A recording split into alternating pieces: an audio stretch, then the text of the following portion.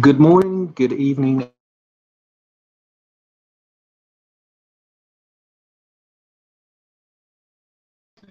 Candle. We begin our scene um, with heaven's rest in a state of anarchy, in a state of chaos. There is a slight calmness to the whole situation, but our characters will find themselves awakening in a room, as it appears. Our characters just sabotaged the water system with a compound X12, contaminating everyone in the complex and causing great um, chaos, basically. And we will zoom in on our characters. You find yourselves stirring, awakening from like a deep sleep. You are in quite a bit of pain, your head's sort of hurt, and as you kind of gather your senses, you find yourselves waking up in a room. It appears to be some kind of lab, morgue, perhaps. There's sort of boxes stacked everywhere, um, equipment, medical supplies. And you seem to be, as you sort of look around, see yourselves sort of tied down on these sort of metal slabs. And the room appears empty, but there does seem to be sort of signs of a struggle or fight, as there are sort of markings of blood and gore sort of scattered around. A few sort of unidentified like limbs or piles of red goo seem to be laying around. And you both kind of awaken to the scene at the same time. So I'll leave it to you as you wake up, but you are tied down on these slabs. So the last memory Musen would have had would have been just Victoria just going crazy and zapping all the workers and then emitting this horrible noise that just felt like his head was going to explode. And as he completed the first part of his mission and threw the chemical weapon into the water supply, that's it, nothing, like just blanked out. So now he wakes up and the first thing he'll feel is the pain in his hip for when he got shot by the guard. And then just laying there, opening his eyes. Oh no, looking around. It's like, and he'll try to peer, like try to see if he can move in his bombs while looking around the room, seeing if there's anybody else in the room still. As you, oh sorry, go. No, go on. As you sort of look up, you see that yes, it seems to be some sort of medical sort of supply room slash like morgue. It seems to be a multi-purpose sort of room. And you see like sort of large containers scattered around. You look towards the like a main door opposite you, and it seems to have been barricaded, as if some boxes or something they've been placed in front of the door to hold something back. And as you kind of look around, as you look around, you see other bodies laying around you. You see like one individual that's his head seems to have exploded, kind of wrapped up in a sort of plastic bag. To your right, you see a familiar face of the woman, Linda, who was your escort, your guide through the engineering facility. Her face is completely burnt, and part of her face is kind of missing, as if it's just like something's just struck through her face, through her head, and burned and severely destroyed her upper body. She's lying dead next to you on another slab in sort of black body bag.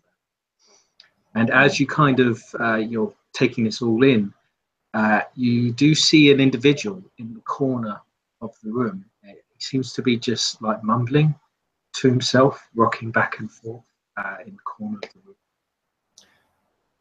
As Where can I see Victoria? Is she on a slab next to me as well? She's kind of in front of you. Let's say she's just in front of you on the slab.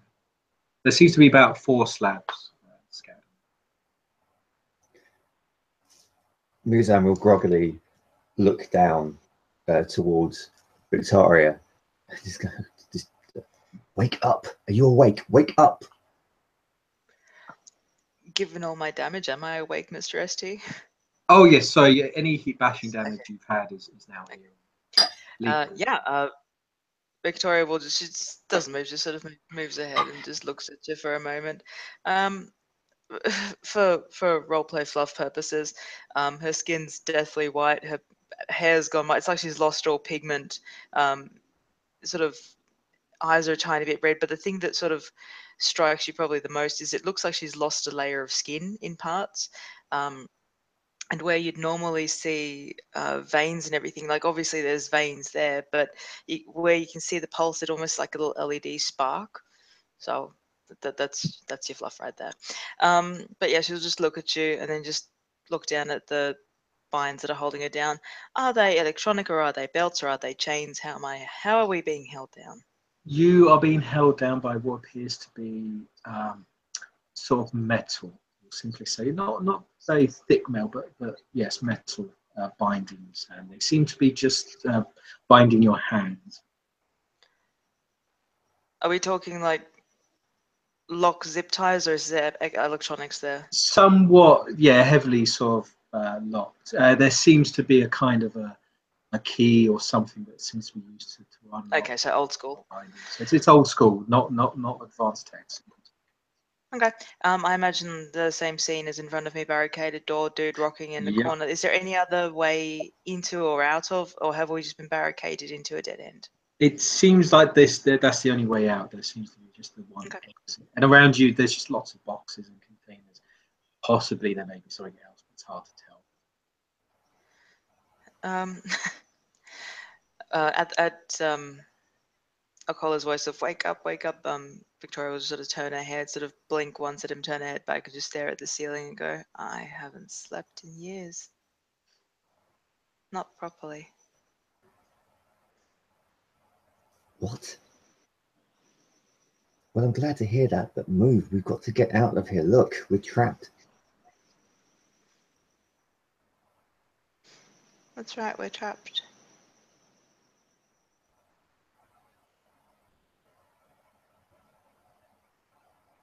Where's here?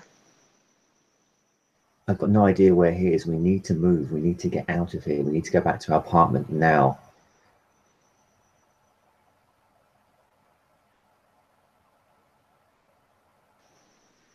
I'm no pickpocket. Nor can I lockpick. Nor can I. And at this point, Muzan will look down and look at his own bonds. I assume they'd be the same as what Victoria's. Yes, as you're sort of looking down, it's similar. You feel maybe with a bit of effort you could kind of worm your way out, but you're going to cause a bit of harm if you did it. Take a bit of time. And I would say that as you're kind of doing this and as you're looking at your bonds, suddenly the figure in the corner of the room kind of stops mumbling. It kind of, as if it realizes that it hears you speaking. And it starts, you hear the words it kind of says, like, oh, they're awake. Awake. Oh, no, they can't be awake.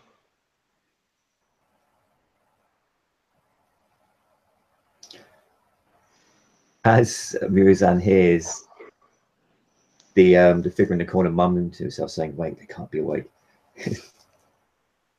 He'll look at his bonds and just think, oh, screw it. Look, real wake can help us get out, and we'll help you. The figure seems to stop talking suddenly, and it just sort of, as if it realizes that, yeah, you are awake and it's dealing with the situation. It then turns around and you see this doctor or surgeon type figure look to you. His face is sort of covered. He seems to have this odd equipment on him and around him. He seems to be holding a scalpel, but he seems very out of it, a bit sort of zoned, drugged up even. And he has an incredibly pale face, and you can see sort of black veins kind of popping along his face. And he sort of looks to you and sort of shuffles like closer towards you, going, I can't help you. I can't help anyone. It's too late. You can help me. You can get me out of my bonds. Look at me. I'm not ill. I'm okay. I don't need your help. The only help I need for you to do is let me and my friend out of our bonds. Can you please do that? Let's make a roll here. Let's see how persuasive. So this would be your presence and persuasion. Let's say -2 to represent. Presence and persuasion, so that's 4, and then -2, so it's 2 dice. Oh no, I get a 4 and a 1. There's nothing happening. Okay. So this figure gets closer to you, and as if it's listening to you as you're saying this. It simply goes, "No, it's too late. There's no way I can. You can help. I can help. I have to save you. I have to put you out of your misery." And he starts to sort of slowly shuffle towards you, holding the scalpel, and he's coming closer and closer to you. It's like you don't have to do this. Look, just let me out. I'll save you. I'll save you like the others. I'll save you. And he sort of he's trying to, his legs has been crippled or injured or something, and he is slowly coming towards you with the scalpel. I don't know. I will try to, Muzan will attempt to just use, through brute use of strength, to see if he can just like pull on just to test the binds properly, just yank on them and just see if he can move them or do something. Okay, we'll do this test, and if this fails, something else will happen. Okay, so let's do this. So this would be strength and I guess athletics, maybe ball.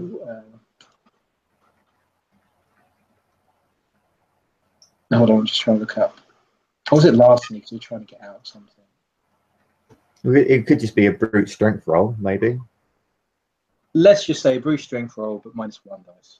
Okay, so we have 2 dice. So yeah, 2 dice.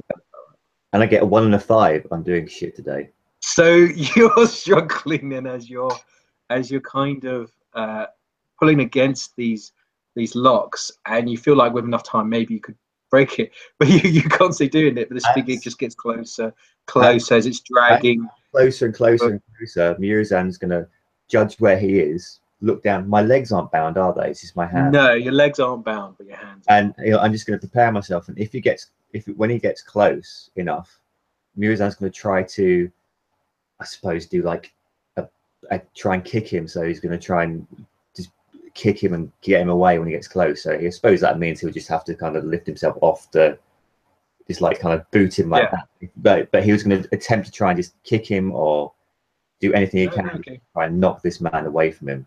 As you're preparing yourself, as this figure is slowly getting closer and closer to you. Blue, you can do a roll here. I think this is your.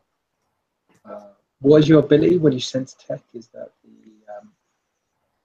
I can sense a lot of things. I can. Am I sensing a human being or am I sensing mechanical? Let's say if you could do that test for me, but minusing something because of the situation.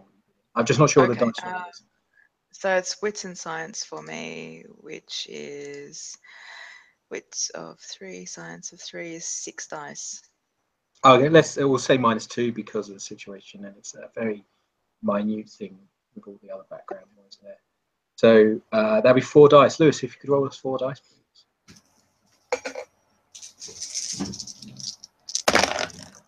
That's better.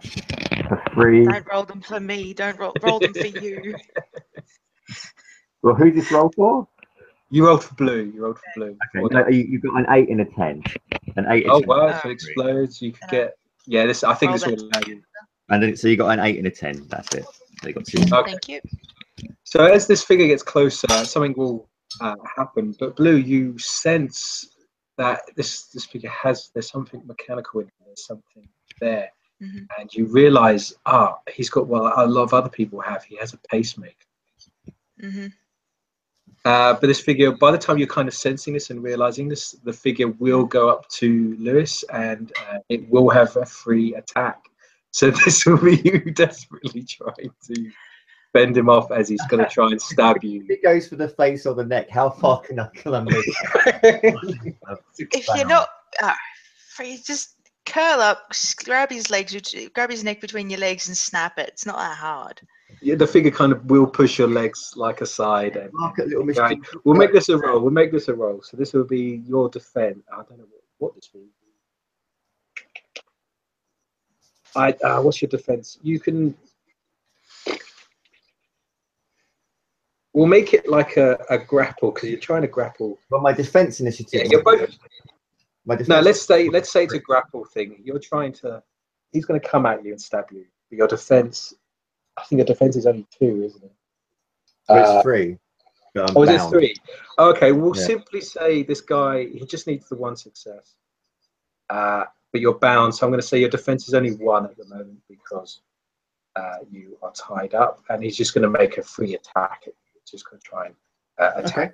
He's out of it, so I'm going to make it. So number of dice I'm going to say is 4 minus 1, so it's 3. He gets 1, so he comes at you, Lewis, and he kind of tries to stab you in the throat. He tries to like slice open your throat. You manage to kind of kick him or knee him aside, and he kind of only gets you in the shoulder, but he does cause 1 lethal damage. He kind of just stabs you in the shoulder with his scalpel. It's only a very small sort of cutting. It doesn't do a lot of that. It's still enough to cause some harm. And at this point, as he stabs into me, now Muzan's just going to shout, "Victoria, do something! Just try and get over your bonds. This bastard's stabbing me with a fucking scalpel." Victoria is still very dazed. There's a lot going on in her mind, but I suppose your voice there, Mr. Okola, Mr. Merizian, will sort of snap her back to reality, whereas beforehand she was just sort of dazedly looking at the ceiling. And quite interestingly enough, the words that you exchanged last time of "we have no destiny, nothing is set in stone," that just sort of rings back to her, and perhaps it's a combination of what's happened to her before and the new awakening and sort of just getting her bearings. And it's almost like she's sort of done a stock take of her limbs in a sense and sort of realizes, I'm not broken and I've had this experience. And almost in an instant her eyes focus and she just goes, okay, and closes her eyes, and with a willpower will try to fry the dude's pacemaker and just twist it into a spine of metal and just fucking stake him with his own pacemaker because I can. Which is a 6 dice roll. Okay, would it be? Let's just do a roll anyway, because we'll see how much you do. You could trade it for 1 or mag, but the more dice, the more stuff it can happen. Should I roll What's it? the worst I could do? Roll 6 dice, Lewis. Let's see. No success. Are you dead, Lewis? No, 6. Right, what that's going to entail is basically you try and do this, Blue, but again your head's not quite there. It's not quite certain, and you're Lewis. You're still struggling with this guy, and he's going to stab you for 1 more lethal. Get the fuck away from me! As he's constantly lash out and try and boot him. Like, he stops for a moment, but it's like. He stops for a moment as if he clamps his chest if something's happening, but then he kind of gets back, like anger comes over his face, and I want to say at this point, Lewis, he doesn't stab you. He lowers his mask down, and he reveals his whole mouth has kind of like been gnawed away, as if his mouth has been rotting away, just leaving bare his teeth. and his gums and his exposed jaw muscles, and he comes down to bite you, and he causes bashing damage via biting, and he's just biting you in the neck. Ah! And at this point, we'll simply, rather than making you re-roll blue or whatever, we'll simply say it does succeed, but Lewis has suffered quite a bit of damage here. So at this point, I'm suffering damage too. Yeah, suddenly the individual, just as he's biting down at you, Lewis, he just clamps his chest. He just goes, and then his chest explodes in front of you, Lewis, and blood and pus kind of fly all across your face, slab. And actually, when his chest is revealed, you see these little worm-like creatures going through and in and out of his chest, through like the arteries and the lungs and the tissue. And these creatures they actually start rolling around the slab. And actually, Lewis, they start going into you. No. They start actually sort of going into you and start biting through into your flesh. No, this is not. But can I try and basically, when this happens, Murozond's going to be disgusted and also being shocked by this. But then, as they come at him, he's going to try and squish them before they can. Yeah. Oh, yeah. You could try and squish them. So I would make you roll for about on the slab like a suffocating fish. Yeah. With my neck gnawed into. And the scalp mark on my chest, and these horrible blue worms that I know from that horrible chemical weapon that I basically just like poisoned all the people with. So yeah, I'm going to try and squish the little worm bastard things. No, as you try, they do enter, like they sort of their way under the skin, and they actually go up your nose and into your mouth and through your ears. I would say this would be a roll, but you've got tolerance for biology, so actually you're quite used. You've seen worse, but at the same time, it's not pleasant as this happens. And at that point, it stops. I'm not going to wake. I'm not going to like think. I'm not going to scream too loud because then my neighbours might think I'm being murdered. But yeah, Murozond's actually, he's not happy at this. He's making a lot of noise. So and then you're left with this sort of dead body, sort of lunged over you. Mr. O'Connor or Lewis, and after a while you can free yourselves of your bonds. There's enough blood, grease and snot to kind of like slip your bonds and kind of worm your way out. But you're in a bit of pain. You feel like something heavy. Sort of okay, now Murozond's actually shitting himself now.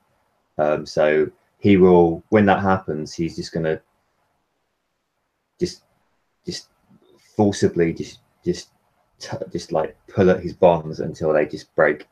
It doesn't matter how much it hurts because he's had these worm things just crawled into him, which is not a good idea, which is not very nice. So he'll just screaming and he'll just yank and like just pull and like break out the bonds, and then he just roll onto the floor and just crawl away from the slab and the dead body and the worm and everything, and just dry heave, or even he'll puke if he pukes. If he doesn't, he'll just dry heave and just kind of just fill his ears and his nose like in vain, trying to see like if he could like catch the end of one of these horrible worm things that have got inside him and maybe pull it out. He can't, and then he'll get up after heaving on the floor and just run over to Victoria, and just say, "Look, Victoria, you need to get off this slab now. We have to go. We have to go back to the apartment now."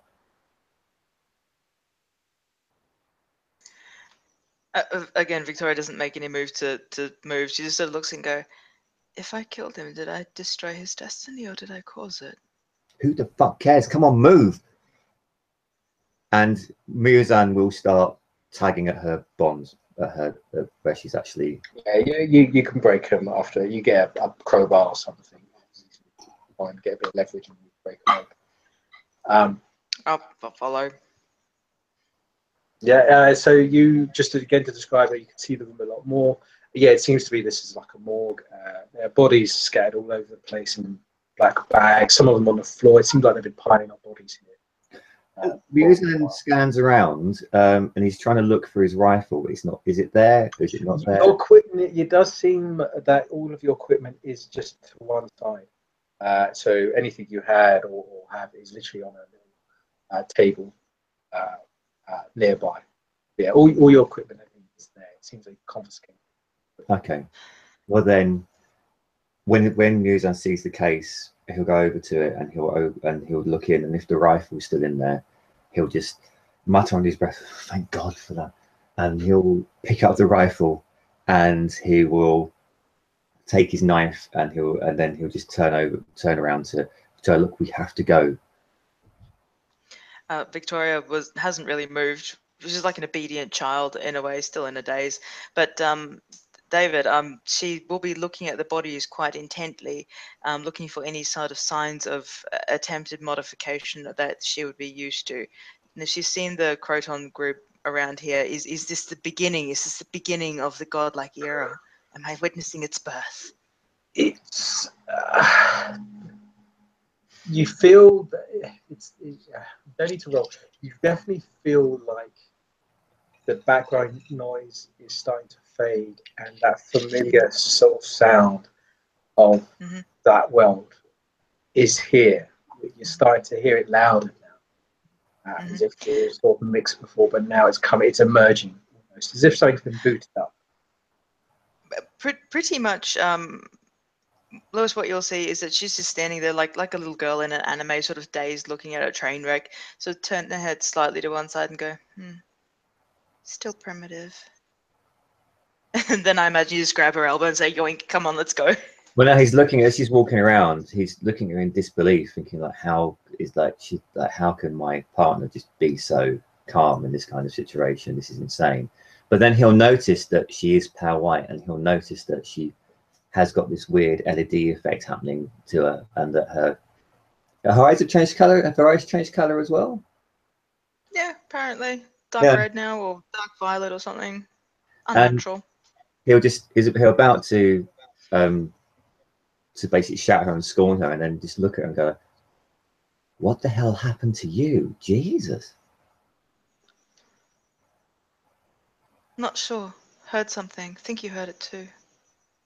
But your face, Either way.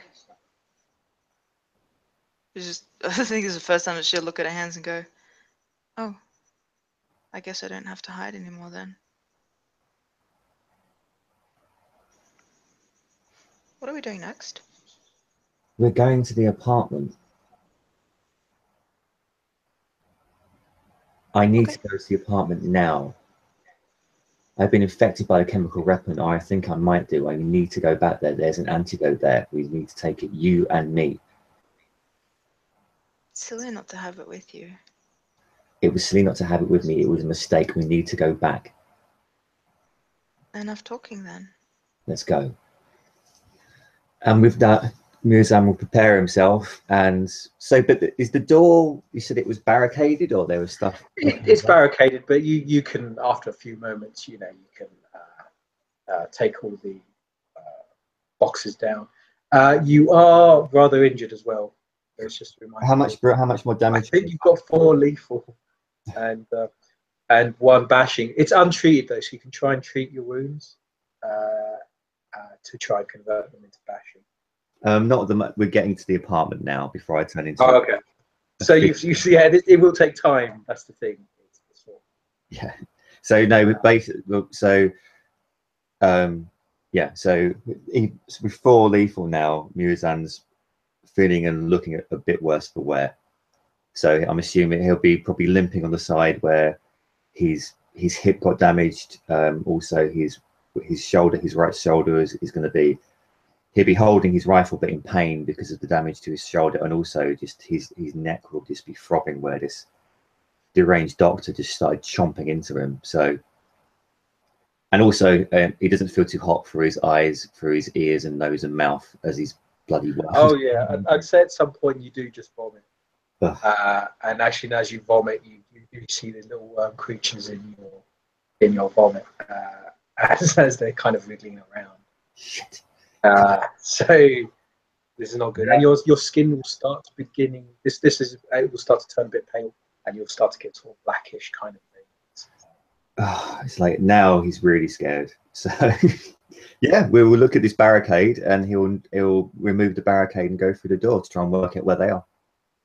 Okay, as you get to the barricade, you do see there is a computer, sort of monitor screen next to the door. It seems like not all the doors facility have this kind of update sort of screen. It does have like stage 4 security alert, lockdown, contamination. Hold on, I did have it written up.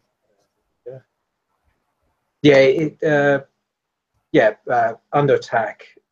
Stage 4, head to evacuation points, rooftops.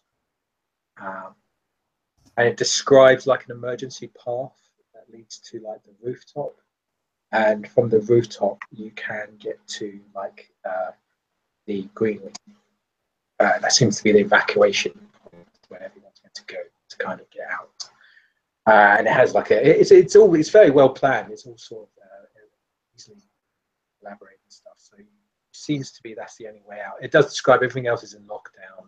And it has another note saying power systems like damaged, core temperature dropping, and it literally gives you like a time zone, a time counter, to which point there will be no heat in the facility, and basically everything's going to freeze. Okay. So you said this is on a computer screen that's next to the door. Yeah, it's like an inbuilt kind of little computer screen. And so he'll look at it. Victoria, can you do the thing you do and just look at this computer? It says there's a way out, and it says we're going to freeze. Is there anything else you can get out of this? I thought we were going back to the room. We're going back to the room. Just look at the computer, please. Just what can you do? You want schematics? Yes, Why please. didn't you say so? Why didn't you just say so? Can I have a manipulation intimidation roll, please? Which is 3 and 3 is I love the fact you have to 6. manipulate and intimidate the computer. I'm forcing the bitch to do what I want. It's like the old adage that every single discipline is just another form of potence. Yeah. Temporis is just punching time in the face. But yes, if someone could roll 6 dice for me, or if I can trade that for another success to get schematic. You can trade that for an auto success, or you could roll to potential. Let's do that then, please. Okay, so you trade it for an automatic, so it's easy enough. You read the machine, you put your hand against the computer screen to get the best contact, and yes, you get information starts to run through you. You get information through. Mirzan's going to say, as he's holding his hip and he's holding his shoulder, and just leaning against the door, just breathing. See if you can find out where there's any kind of winter survival equipment. We need to put on something warm soon, or we're just going to freeze to death. A kind fate. But Victoria will close her eyes again and just again read into the schematics, and then just start muttering under her breath. 3rd floor down, 1 to the left. Camera that area. What the fuck is that? What the fuck is that? Okay, I know where we're going, but I know where we're going. And she's back to herself. She's seen some shit. Basically, the information, yes, you get all access to the cameras and the systems. It's a horror show. It's an absolute horror show. You see people using each other. You see people writing strange languages on the wall. You see other people ripping animals or things apart. It's things emerging from the walls or inside the walls. And the information you get, though, for the past 24 hours, it seems you've been out for a good couple of hours, at least 6 hours, something like that. The base seems to have come under attack by someone. Yep. One of the buildings was attacked. The blue or green building was attacked.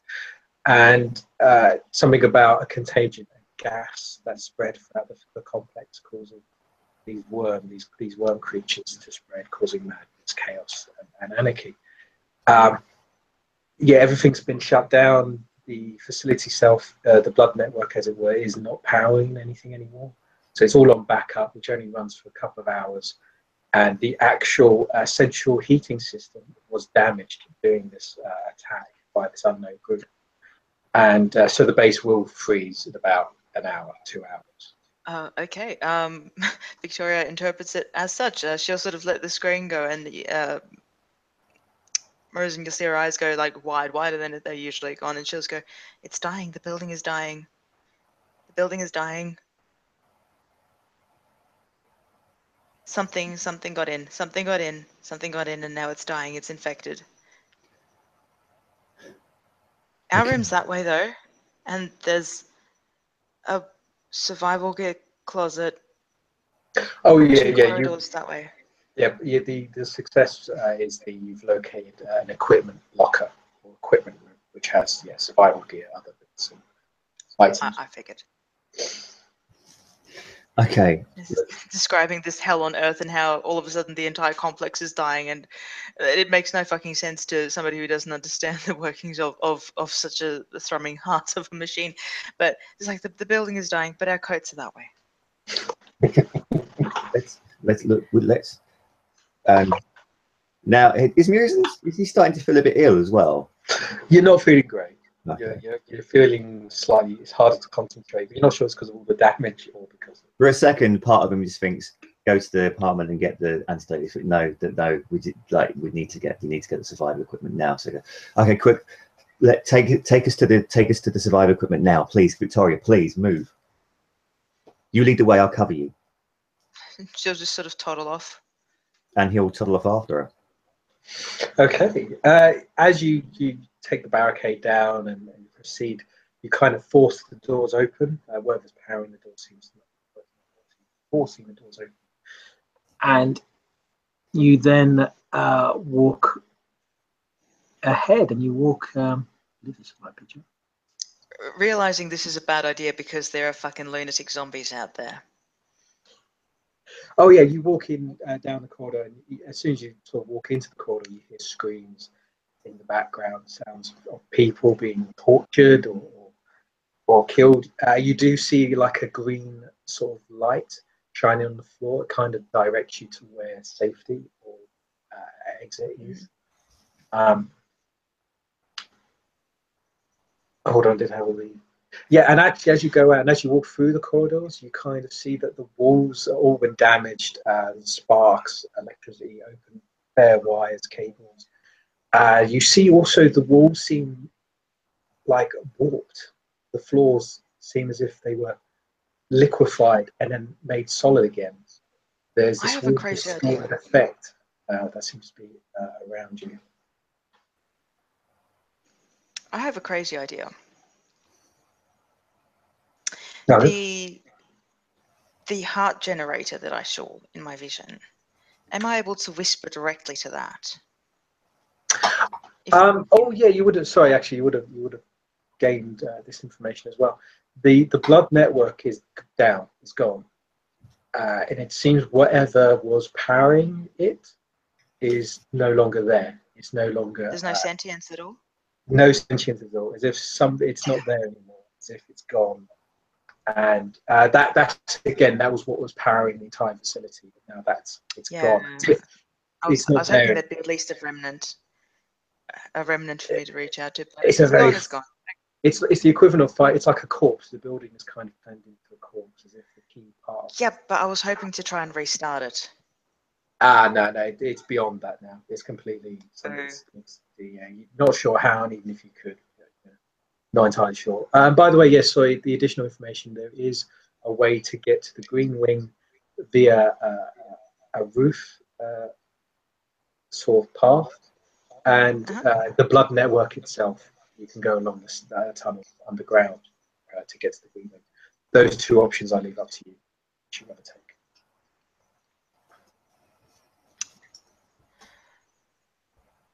Can I hack into the cameras, either top and bottom, to see which has the least amount of nasties in the way? Let's just simply say it's hard to tell. Cameras are either not working, are working, some are underpowered, some have been destroyed, and the creature. So flip a coin and choose your doom. Basically, it's a flip the coin and choose your doom situation. Okay. There does seem to be also fires have started to spread out. Some floors.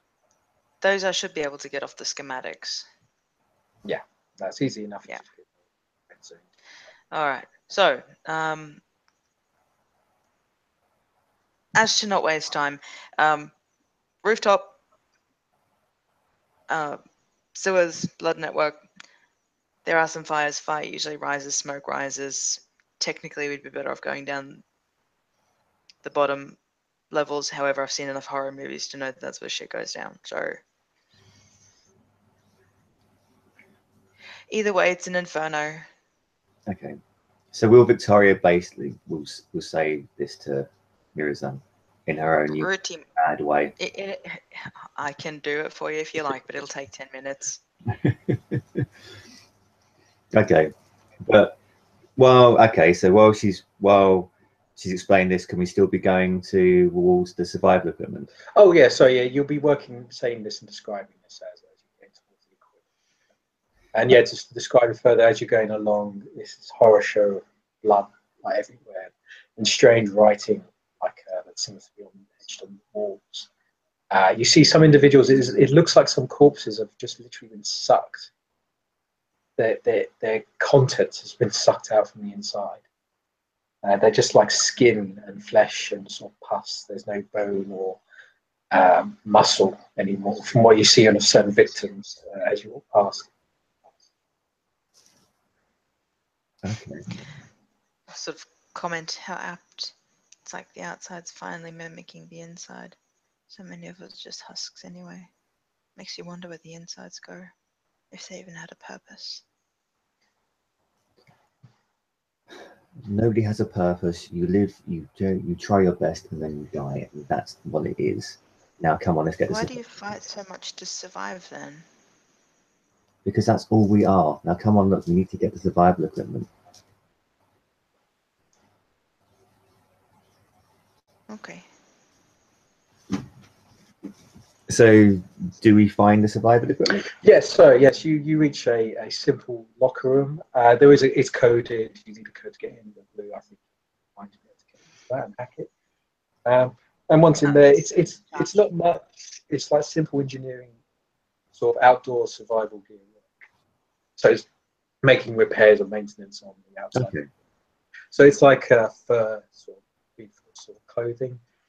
It counts, I would say, as armor 1 for melee, just to represent it. Quite thick, it's reinforced, and it will give you a +2 dice to any resistance of environmental effects.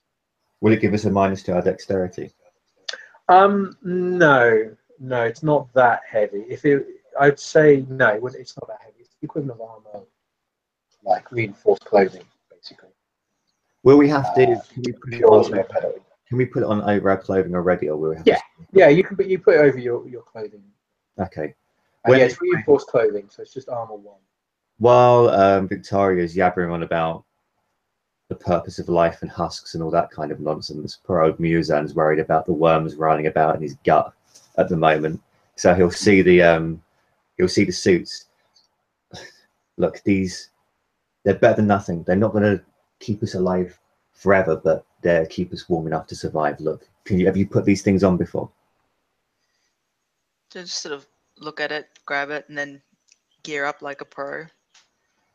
Ah, little Miss Pro. Okay then. He'll be surprised that she gears up like a pro. A bit like Paul Atreides in Dune when he puts on the Fremen suit without being trained. Go. What have you done this before? I'm trying to make it right in my mind. I was so scared. But I wonder whether I should stop being scared, and then I'm scared what will happen when I stop being scared.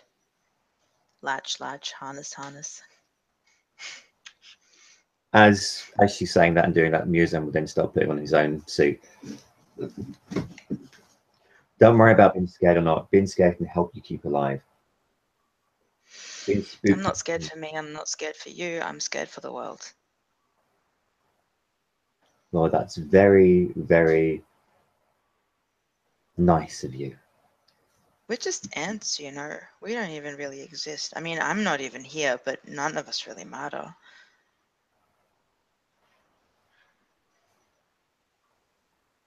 Not right now, anyway.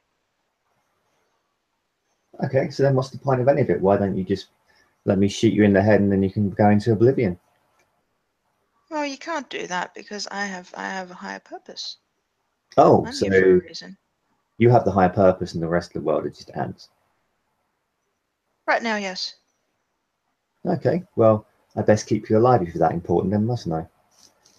You better try. I'll try. Jesus, that's he's Thank you.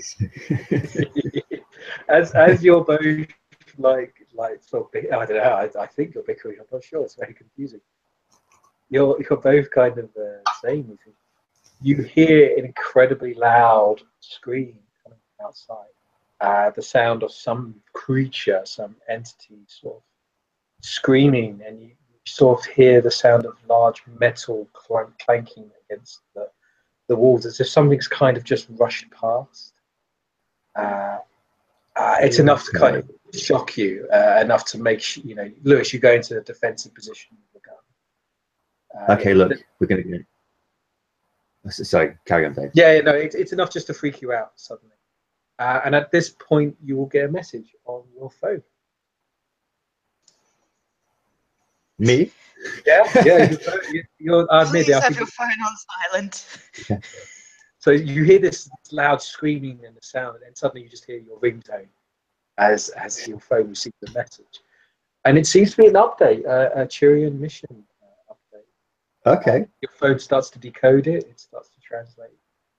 And it's very simple, very basic sort of message. Oh, would that come through via my internal chip? Yeah, it's your little chip is buzzing in your arm, it seems to be.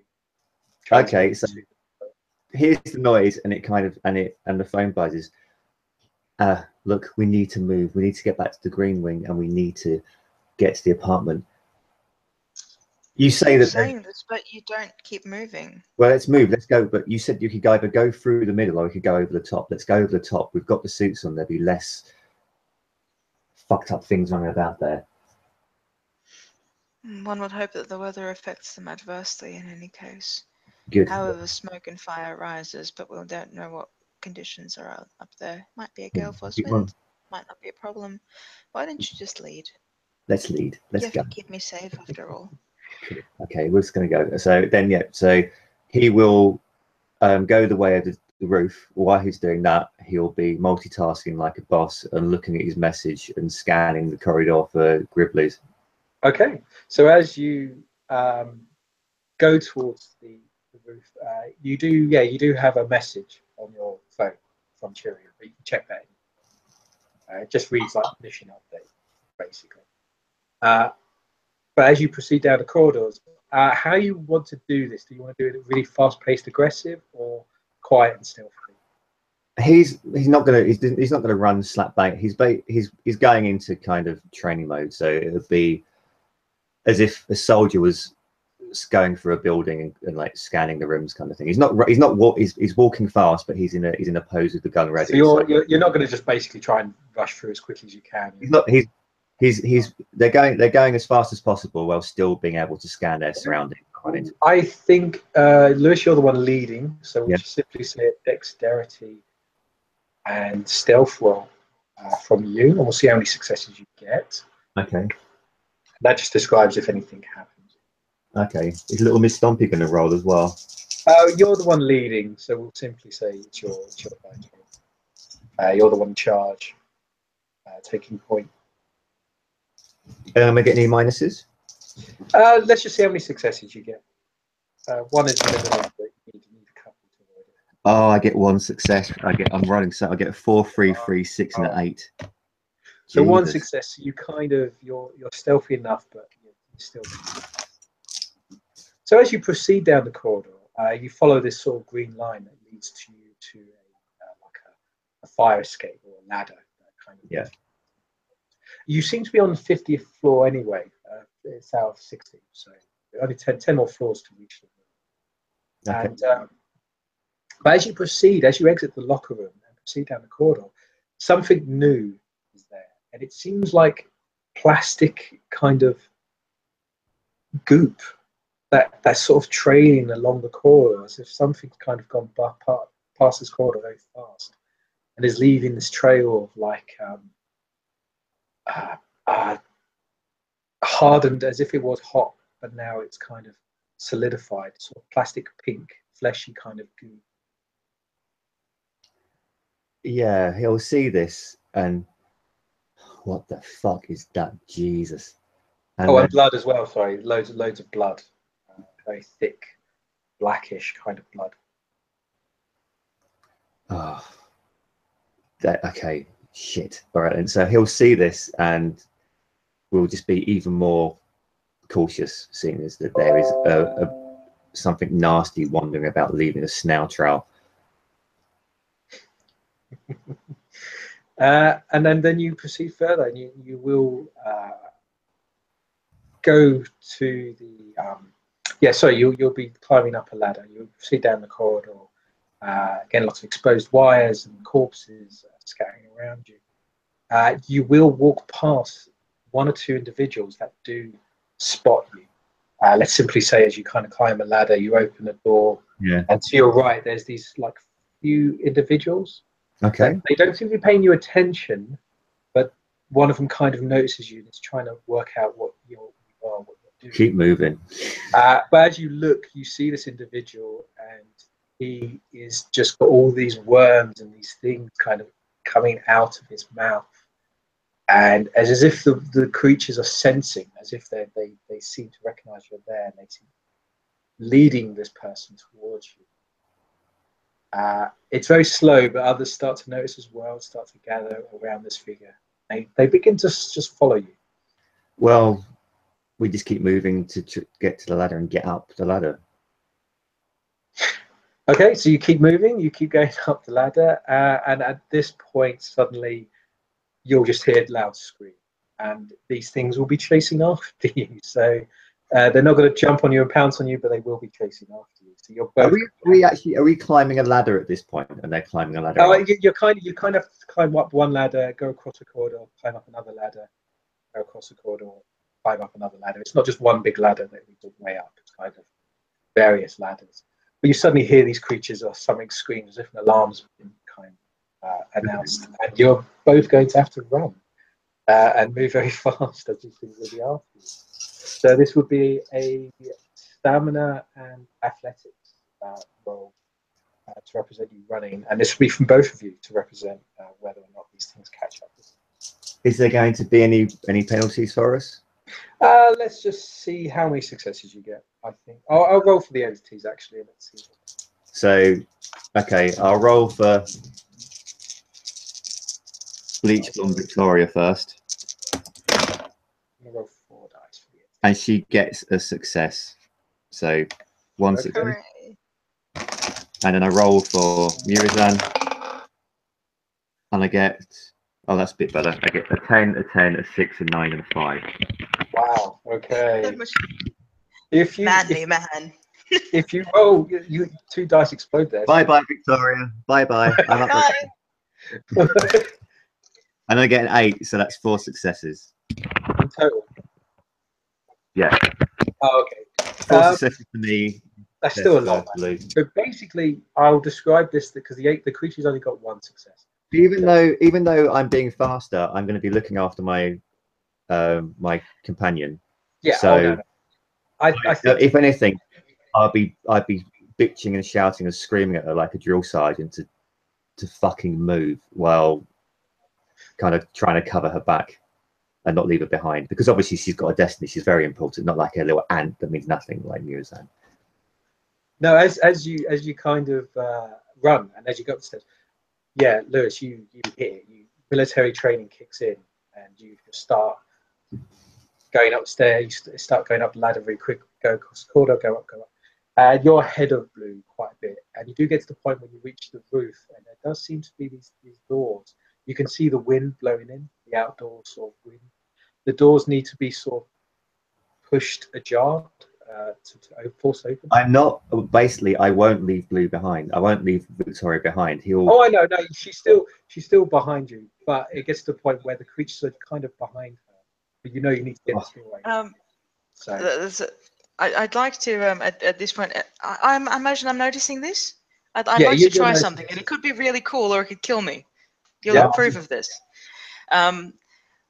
Victoria's obviously quite a ways behind, but she'll catch up. And just as Merizian goes up over the roof, and this iron ladder, he's clear of the iron ladder rather. She'll sort of swing up onto it, hang onto the iron ladder, and then let loose a discharge pulse and electrify the entire staircase. Nice. Yeah, that's totally doable. So I have 7 dice in that, so can I trade that with a roll? I say each dice roll would represent killing one of the creatures. Let's see how many. All right, Lewis, roll me 7 dice, please. You get a 4, 4, 1, 8, 8, 9, and a 10. Hey. Yay. So you get 4 successes. I rolled a 1. 4 successes. Wow. Yeah, that's And the 10 explodes? But Could that be- 10 exploded. 10 exploded. I rolled a 1. Sorry. Ah, boo. Oh, okay. So That's a beautiful image in my mind of them all disintegrating. It's a lot of successes. So I'm happy to say that actually, yeah, you do. You see these creatures climbing up the ladder, quickly trying to get to you, and you just boom, zap, and they all start twitching and start sort of getting electrocuted as they're kind of trying to reach up at you from the ladder. And even though they're being electrocuted, they're still trying to get to you. They're still trying to reach you. But eventually, they just fall or collapse or burn as the electricity kind of passes through them. Well, yeah.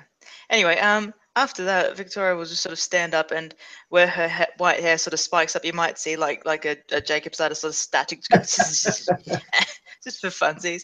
And then she'll just sort of go. So I guess that's what not being scared feels like.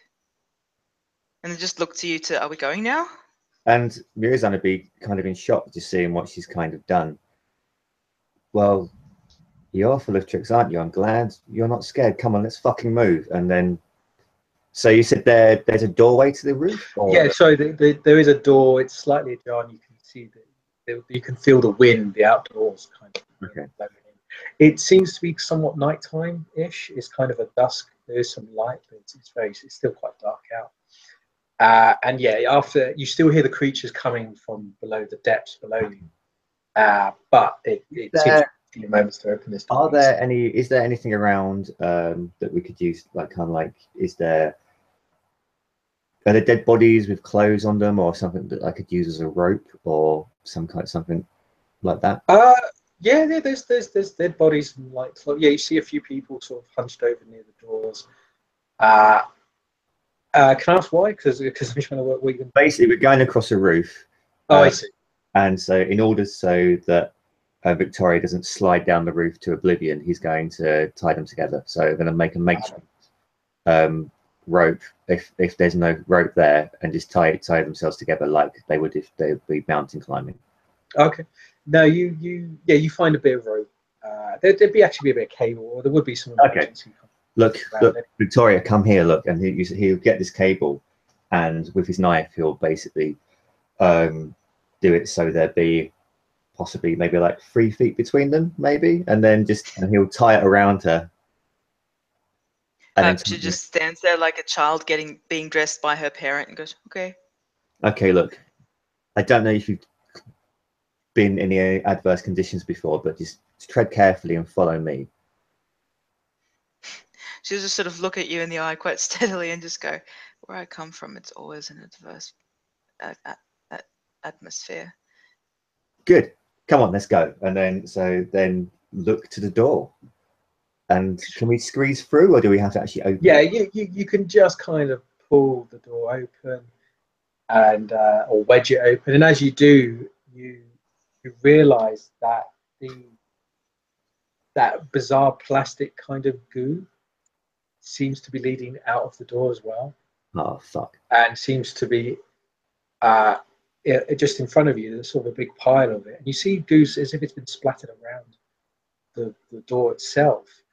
And in front of you, you just see 20 or 30 dead bodies, quite fresh dead bodies, as if something's just got through here. And you see what appears to be survivors that have just been completely torn to pieces. You see them literally been ripped or imploded or just sort of ripped to pieces. Okay. You see them still trying to breathe and crawl on the floor, but you see like his lower half is missing. It's just bleeding out. Oh, so there are still alive people? Yeah, they're pretty much dead now. As soon as you get up to them, they'll be dead. Or there's so much pain. No, I just want to touch them and absorb the last of their luck because I'm going to need it. I don't think they have any luck left. I think. Damn it! You heartless, whatever the fuck you are. Yeah, I would argue that these people, there's nothing left. And you are exposed to the cold, and by yes, it is absolutely freezing cold, and it's a really high wind, which blows against you. You kind of have to put your hand up in front of your face to Okay. features, and it is insanely cold, and you can barely see. There's a big snowstorm happening, so you can just about see 20 meters in front of you. Okay. Victoria, are you okay? He's screaming through the snowstorm. She just sort of looks and just rather than screams back, just sort of gives the rope a single tug, as in one tug for yes, two for no. And with that, he'll take that as a good, she's fine, and then he'll slowly and very cautiously make his way across the top of the roof, over the dead bodies in the sludge and through the snow, and be on guard in case anything comes looming out of the bloody snowstorm. Now, as you kind of you see around, yes, it's a very large rooftop, and you do see a green light that seems to be guiding you to a bridge. And this seems like this bridge is kind of leads to another building, but it's again very hard to see. You could just briefly make out the feature like a building. It's a good 100, 200 meters kind of. Okay. But the bridge appears damaged. A lot of the railings have been broken. There seems to be a small fire. Some of the floor doesn't look very stable. This bridge, and as you're both looking at this, you do hear the sound of footsteps pressing in the snow behind you. Okay. Keep like. Do you turn? Do you look? Or how do you react? Come on, keep moving. I look. Okay, as you. I can't not put my hand in the cookie jar. So Liz, you're kind of just go forward. Like, I'm going forward and I'm screaming through the snow. Look, keep moving. I can hear the stomp of the feet. I just want to try and get to a safe position before anything happens. Before we face this thing down, or can run away. I'm thinking more about the bloody brick in front of me. Yeah, Victoria's pretty much just your trundle behind you, but then she'll do the once over the shoulder look. As you do this, as you look behind you, you just see this figure in the distance behind you. To describe it's very hard. It looks to you as if it's a sort of plastic kind of flesh figure, but the closer it gets, the more metal is revealed. And then suddenly it opens its mouth in a massive cry, and it doesn't seem to have any eyes, only like a nose and mouth. And you see this entity or creature.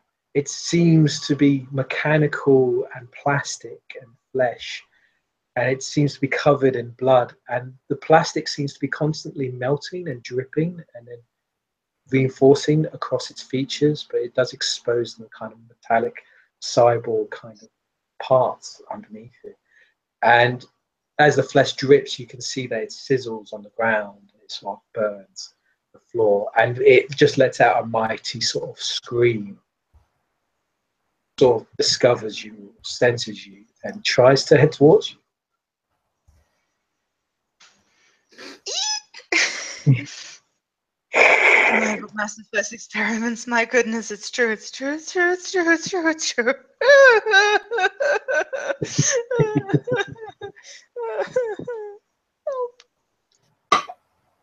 So you are both. Looks as you will see this as well as you turn around. I'm not looking. I'm looking at. You're pulling Blue along, so I don't know. So have you is now Victoria mumbling and going. It's like shit. Keep moving. Keep moving. Yeah, she's mumbling about mangled experiments. Now the Earth should have aborted humankind, like the fetid, rotten fetuses that they are, because they won't let shit die when it needs to die, and that's what caused all this. That's what caused all this. But I can't talk more about this. You feel though, Blue, because this is a similar presence. You felt this presence before, this mechanical creature presence, and it is the same one from the Blood Network. It has that same rage, that same uncontrollable anger and vengeance, lust for vengeance. Okay. Yeah. Oh God. Oh God. Oh God. You take it away. Oh God. Well, no, you have a moment or two to do something before this thing's going to come at you. I'll leave it up to you. So it's the same feeling that I had initially of the rage and the vengeance, isn't Oh, yeah. it? The same one. Whew, Christ. Right, here we go. Let's roll the dice again. I'm going to speak with it. I'm going to speak with it with my 6 dice. This And it'd be just sort of, minus because this thing's resistant as well. Yeah, it'd be -4 because that's the kind of currency this thing has. oh Christ. I only got 2 willpower left. Fuck it. That's burning health here. Yeah, I know. I'm gonna start burning health for it. Yeah, I'll burn health for it, and yeah. So that would take it to 5 dice then. God. 5 dice, yeah. Yeah. So you could get And, automatic. I think I'd like to roll it because for every success I get a damage, and it doesn't seem fair to go 1 for 1. Fair enough. You ready? Okay, Yep. rollers, 5 dice. Oh, 10 and 8, Ooh. a 7 and a 4. So you get 2 successes. All right. So Okay, 2. I'll just note the damage. Okay. But yeah, Victoria will actually reach out and try to do a mind blink with it. So as And you, yeah. So this thing literally just it moves incredibly fast. It still seems limping as if its legs aren't quite formed properly, or it's missing parts. It does look like as if it's ripped itself out of something, as if bits have been kind of deliberately torn off. And as it kind of but it still moves incredibly fast. And as it reaches or runs up towards you, it actually literally gets towards your face. It literally just about to your face. And you just, again, it doesn't have any eyes. The plastic seems to have melted over its eyes, and it just exposes these large teeth, these fangs in front of you. But then you communicate. You seem to stop it as it kind of senses you. And Face that to face rage with an abomination once again. Yeah, the rage slightly submerges. It goes as if it's communicating with someone. It's been such a long time. But you get that same feeling and it appears to you or comes across to you again. Hunger, feed me.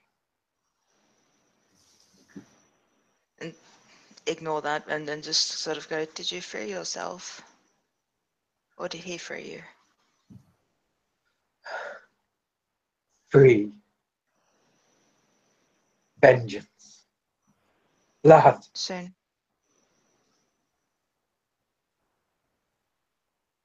Better ways than blood. You haven't been taught. Only blood. Only vengeance. Taste his blood. Taste his vengeance. Where to? Room of white. Must. Blood. Magic.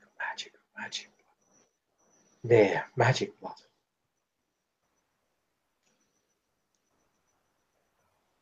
Victoria will actually send the image of the Croton logo into this thing's head. She won't say anything, but she'll just gauge a reaction. There's it's confusion, unknown, blood. Where's this? And Victoria will ask, "Where's this? This is my vengeance." it's sort of as if it's moving its head back and forth as if it's gauging what you're saying or what you're trying to do, and it merely just under the earth, under the blue building, under blood, rage. You feel it starting to build its rage out, as if standing still for it is painful. Mm-hmm. Focusing. Victoria will purposefully get out of its way and actually, for the first time, take the pants of the relationship and actually just move Akola out of the way and out of this thing's way, and she'll just sort of bow her head and go, "Wish you luck with your vengeance. Let me know if I can help." But pretty much saying, "Go, off you go, go." It kind of looks to you and then looks back and goes, as if it's making a decision of whether to eat you or eat something else. And it kind of just suddenly just goes, and then it rushes aside. It goes past you and kind of. Actually, I describe it that this thing doesn't have any arms. It just seems to have a pair of legs, a torso, and the head, the fangs and the teeth. And it just flies past you as if it just within an instant, the speed of this creature just fly past you. But as it does fly past you, you do see a lot of noise and the sound of other entities behind it, and there'd be more worm creatures attempting to. It seems as if they've broken through the door, and you see actually like hundreds of them running across the roof, coming towards you on the bridge. Now we go. It's like, but initially when Oh yes, they're going through the snow, and then Victoria will have a little mind speak with this thing. She'll tug on the cord and push Musen back. He'll just think, what's going on? Just let it happen before he can say anything. Then he'll see this abomination walk past without any arms, this like melting plastic person thing, and he'll just shout, "What the fuck was that?" And then he'll look around and see all the worms. Victoria will actually turn and just go clamp over your mouth. Just shut up. And then he'll see the horde of the fucking worm people coming after him, and then he'll swear. He's probably reverting back to his native language now. So he's probably swearing in French and Flemish and all these other languages that are from his home country, and then he'll again like go for the bridge.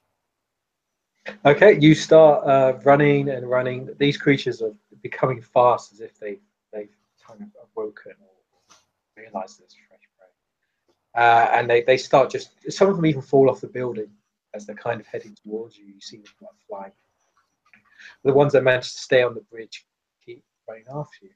The bridge is, of course, rickety. There's holes where there's been damage.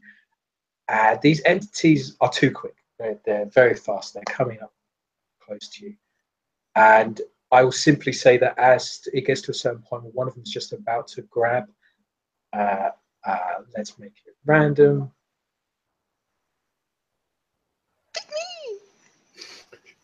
Oh no, it's Lewis this time. So yeah, Lewis grabs you. Worm, I'm a bit wormy, It's like I can understand why. And I'm going to make a simple roll whether to see if it does any damage. I don't think it. Oh, one bashing damage. Oh no, your defense is 3, isn't it? So yeah, that's fine. No, you fend that off. Okay. So it tries to chomp at you. It tries to damage you. But as it does this, suddenly you hear a sort of a sound rush past you, and it's the sound of a bullet. And this creature's head just explodes. Ooh. In a huge amount of gore, and more worms, of course, like spray everywhere, just scatter around. And then suddenly you see another creature suddenly just fall down as another shot comes across, and then another shot. And you actually see like 3 creatures explode at the same time, with bullets going straight through them all. When this is happening, like he has images of the surgeon that chomped into his neck.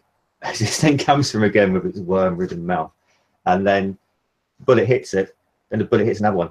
And initially, for 2 seconds, he thinks, like, who the fuck? And he thinks the elixir, maybe the other agents helping them out. He doesn't understand who else would help them. And then, as the covering fire kind of happens, he will just go down onto one knee and just spray behind them with the gun. Cool. Just to get some distance between the ones in the front, and so they can basically, he's going to shoot, and then he's going to basically get Victoria and basically hold her by the hand or the cord and just try and get across the bridge. But first, go on one knee and spray the area just to see if you can clear some of these monsters away from them. I'm happy to say, if you just literally want to empty a clip, then you definitely do it. I need to get distance between us. Yeah, that's fine. You don't need to roll. If you just empty your clip. I can imagine if we go on the bridge and they'll get on the bridge with us, the bridge might fall down. So yeah, it's that. There's a lot. Yes, you're right. There's a lot of these creatures coming on the bridge. The bridge is not quite stable as it is. Yeah, if you're happy, I think you've got 2 clips of ammunition. Well, it's like there's 1 loaded and then there's 3 clips. That was it. Yeah, you've got 3 clips. So, yeah, I'm happy to say you just empty a clip. Do I have to roll anything, or are we just going to? No, that's enough. Yeah, I think you get a ridiculous amount of dice. Okay, so he goes down on one knee. Yeah. Pushes Victoria behind him, goes down one knee in front of her, and just sprays the area with his assault rifle. Yeah, you've got loads of dice there. I think you get like 8 or 9 dice. So I'm happy to say it's an automatic there. So yeah, you just completely bam, bam, bam, and plus the fire from some of this other source. These creatures are just exploding, but you can see as they explode that these worm creatures seem to just pop out of them. It's like bursting balloons. Every time he sees a bursting balloon of worms, he starts feeling more nauseous because he can imagine it. This is what's happening. Yes. Yeah, these entities just pop, but yeah, and there's still some more coming as you empty your clip. But basically, he's done. He's basically trying to clear enough space so they can just bomb it across the bridge. Yep. No, and yes, you do. And as you kind of, and then he grabs Victoria by the hand and says, "Look, come on, let's run now." And then he'll just take her across the bridge, running through the snow. Running. Can we disable the other part of the bridge when we cross? So that I would say by the time you just get to the edge or your edge of the bridge. The bridge itself collapses as the weight of these creatures breaks. It's only a very small, rickety kind of railing sort of bridge. And yeah, it's been damaged. It's not very. It's not designed to take much weight, basically. And because of the high wind, it's just causing the bridge to rock back and forth. And basically, yes, it collapses as these things plummet and fall. Into the snow, into the very kind of fog, as you are out of breath, freezing cold, but somewhat safe. Well, Urizen will thump against a wall or a door that's on the other side of it. Is there a doorway now we can actually get inside the building, or still? Yeah, there's a way to get inside the building. Okay. Door, it's openable. What he'll do is he'll run and then smack against the wall next to the doorway, and then he will change the clip. He'll basically take out the empty clip, drop it, and just take one of the other clips and put it in. So that means he'd have 2 magazines left after this. Yeah, that aren't used. Are you okay? Screaming through the snow. Nods, wide-eyed. Yes. Good. Okay, come on. So, and then he will assume a defensive position and walk into the doorway and see what's going on down there. Okay. As you proceed to the door, and as you you have to manually open it. There's like a manual release valve that you have to twist or turn to get the door open. And as you're doing this, you do notice like these incredibly large shell casings near the door. This is obviously from some sort of rifle. Actually, you might know what. Should I do a roll? See if he susses it? Well, let's do a roll because it's specialized ammunition. Might have seen these before. So it's your firearms plus intelligence. Okay, so. Plus rifles as well, actually. So yeah, we'll give you. Well, it's not bad. Intelligence 2, rifles 2. Intelligence 2, firearms 2, rifles specialization. So 5 dice. So yeah, you can trade that for an automatic if you want. I'll roll it just for shits and giggles. Roll it for shits and giggles. I get a 9, a 10. I re-roll the 10. I get an 8, so that's 3 successes. Oh wow. Okay. Yeah, you gain quite a few successes. Yeah, these are large, like tank. Are they like elephant gun cartridges? They're like elephant gun cartridges. The caliber of the gun is insane. It's huge. You don't see these. This isn't your normal type damage. And the bullets, the casings themselves seem to have like bizarre markings. And you do know with Turian that there is specialized ammunition for certain creatures or entities that do Not like a Tyrian group of hunters actually helping, like, been using ammunition here. Yes, definitely. This has definitely got the hallmarks of like Turian manufacturing all over it. You've used similar bullets, not to this caliber, but you've used similar bullets. Okay, so he'll go look, come in, look, see the cartridges. It'll clock that. It seems like goes, oh well, God bless the company. That come on, let's move. And then, but when he's standing there with Darian ready, he's like, Victoria, could you please untie us? Just sort of untie. God has nothing to do with it. Oh, I just realised. Actually, the door wouldn't be sealed. Sorry, the door would be actually torn open, as if something's just charged straight through it. Okay, well, I definitely would be in a defense position then if that happened. Yeah, the door looks like as if something's just thumped its way through it, as if it's just been like torn open. God might not have anything to do with it, but look at the cartridges. It looks like we've had another agent here. You knew that from the start. You were terrified. Well, who knows? Could be Elixir, could be the... Oh God, I've forgotten about the other one. Could be someone else. Is it Agent 22, I believe? Yeah. So Victoria would just sort of look at you, but not look at you. So like she's focusing on your nose or your cheek, but doesn't want to look in your eye, and sort of goes, "There's more interesting things to kill than each other right now." Hopefully we're not going to kill each other. Hopefully we've got our back. Get to the room. Enough talking, please. Okay, you get go. The worms out. When you say that, he will actually feel. He will look like he's going to be sick again, and then yeah, he'll just go. Seen a lot of worm stuff going on. Don't like it. She just follows behind, and if anything comes up behind that shouldn't be there, she's just going to fry it, because that obviously worked. That was kind of fun. It seems this as you get into the facility, it seems quieter than the red facility. The green wing seems to be. Actually, I'm going to describe it. It seems empty. There doesn't seem to be any sound. There doesn't seem to be any noise, and as you walk through, you see like skid marks of blood. You don't see any bodies. You don't see any clothes.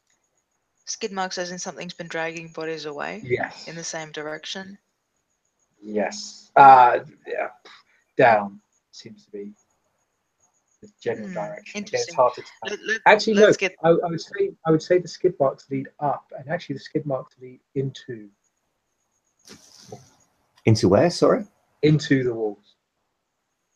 Okay, so excellent. Like into ventilation. No, into the wall. Oh, so they just stop and there's nowhere the skid mark like ends and there's a wall, and the skid mark seems to continue. Oh, it's like that. Okay, so like that freaking warship that apparently tried the transdimensional engine and everyone got stuck in there. What was that one called? Okay, yep, gotcha. I know what I'm looking at. Yeah, it's that kind of as if the bodies have been dragged into the walls. Yep. From what you can see. This guy needs his shot. This guy needs his shot. So I'm assuming you kind of rush. Yeah, Mirazan, like, you know, you've been out drinking all night. You're on your way home. You feel like you're going to either puke or shit. You need to get to the toilet really quickly. It's like that times 10. So. Okay, so you rush and you go quickly to your room. Do we still have key cards and things? Yeah, no, everything's powered down, so you have to manually like open. Oh, he's gonna smack into that motherfucker. Yeah, I know. You sort of desperately. I'd love to make you roll just to, but no, you get into. When he gets in, should we say that he's actually starting to feel quite bad now? Yeah, the effects. He'll back through the door, and then he will just fall on the floor, and he'll start crawling towards his bedroom, like choking. Or maybe just curl up into a fetal position if his stomach starts to really. I'm gonna say it. You literally, as you get closer to the apartment, you start to feel worse, a lot worse. And actually, your head does your capabilities start to get foggy, and you start to sort of see visions. You get feverish, and start to sort of see enemies. You get paranoid slightly, but you think you'll get to the flag. But you do get to the flag, get through the door, but you do collapse.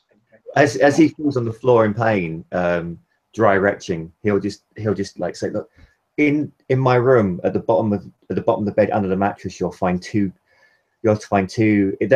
Were they kind of like the syringes? They're like adrenaline shot syringes. 2 syringes, one for you, one for me. Go quick, please. Victoria just sort of cocks her head to one side and then just walks back, matter of factly as per usual, pops the lid, and then just like grabs onto your leg because it looks like an adrenaline shot. She knows what an adrenaline shot is. She's not a fucking idiot. So to just go here, anywhere. It's like, oh! And what happened?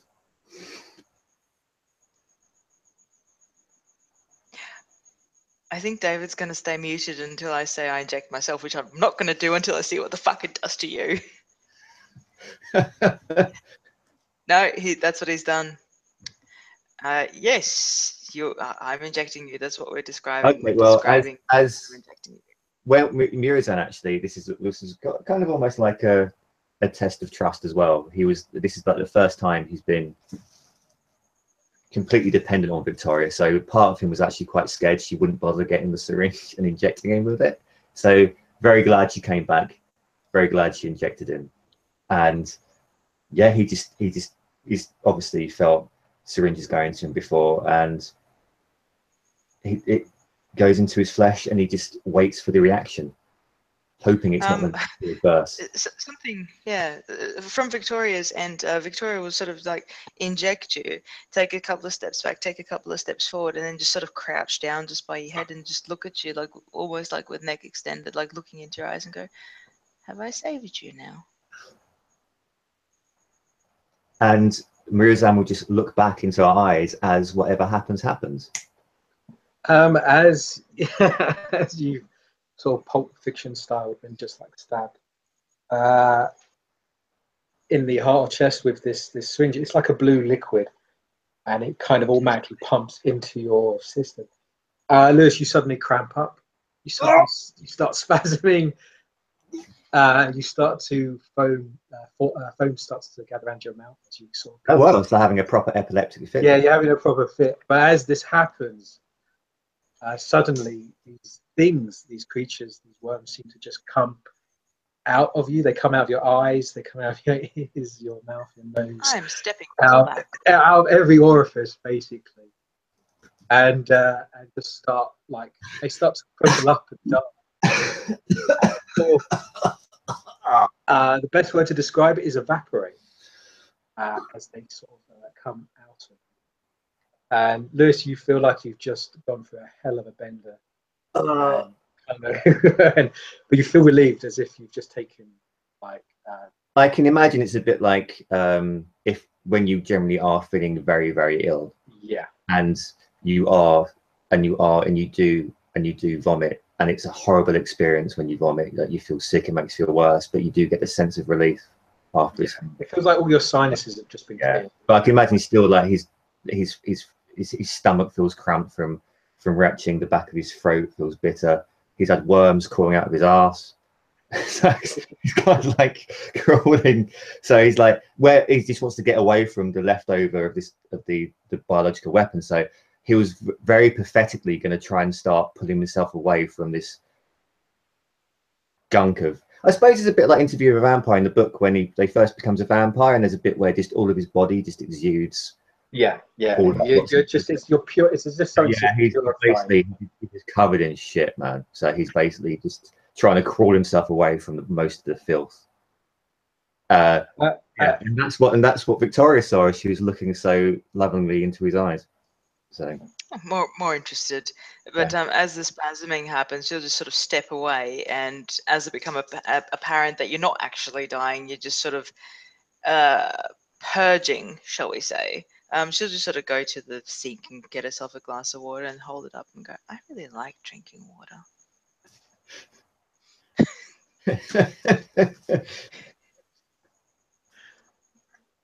and yeah, and then Mirazan, bless him, he's going to. Is he coming to? Can I stand up? Oh yeah, you feel a lot better. You really feel like not two ends to Sunday. He'll stand You're up. able to get up. He'll stand up and it's like, you like drinking water? For fuck's sake, can you give me some water, please? Please. She'll walk over and just, there you go. And he'll gulp back a bit, rinse his mouth out, spit it out to try and get rid of some of the horrible flavor, and then he'll just drink the water, and then he'll just stomp into the I suppose like the bathroom, and he'll just strip off his clothes and just start trying to wipe some of the filth off him that's just underneath his clothes and underneath the security, underneath the survival clothes. Yeah, there's still like a residue sort of goo, but the worms themselves seem to evaporate. They seem to. Yeah. He's not going to spend 2 hours making it pristine, but he's just going to I know. most of the gunk off himself and off stuff. So, Yeah, and while he's doing that, for fuck's sake, like, you've now got a syringe, inject yourself. You haven't been infected. You're not going to puke up like I did. I don't think, anyway. Do I have to? Is it company policy? Company policy. Apparently, this will stop the creatures from attacking us. It makes us immune. It makes them not want to kill us. But your technology is so primitive. Really? Our technology is so primitive? What's your fucking technology? Just inject yourself. At least, do you want to live or do you want to die? Little Miss Important mission.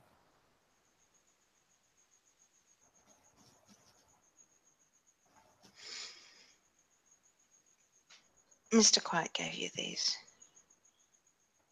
Yes, Mr. Quiet gave us everything. He's our handler. You promise. You promise. Promise? Mr. Promise Quiet you're gave. not lying to me. I am not lying to you. And he'll go up to him, just look at her, and I was like, I'm not lying to you. Take the syringe. It's from Mr. Quiet. It's from our handler. I'm not a double agent here. I don't know what the fuck you're doing, but I've been open with what I am doing here. Everything I've said is what I've been told. I'm following orders for the company.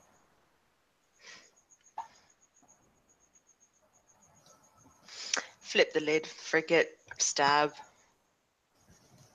You get a similar effect, Blue. I don't trust him, God. but I trust Quiet. Right. No, you get a similar effect, not as dramatic, but you do sort of convulse slightly, and you may like have to lay on the floor for a bit, but it fades after. It still hurts like hell. After, when she has her own little convulsing fit for a little while, but at this point, Mirazan would have wiped about 70% of all the filth from himself and his clothes, would have put them back on, still looking and smelling like shit, most likely. We'll get a glass of water, and when she comes to after the reactions from the injection, he'll be like, here, drink this. Just take the water, play with it a little bit, and then just starts taking a tiny sip, and then just looking into the glass, go, hydration is important. It's very important, yes. Well, I'm glad you got a good night's sleep for the first time ever in your life, apparently. Remembering back to the room with the psycho surgeon. No, not always in my life. There was a time when I could sleep. But I fucked that up.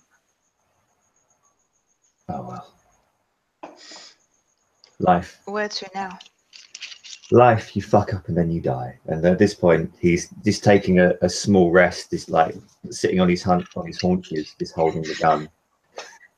When you say you fuck up and then you die, Victoria will actually come over and just put a hand on you and say, no, I can't do that.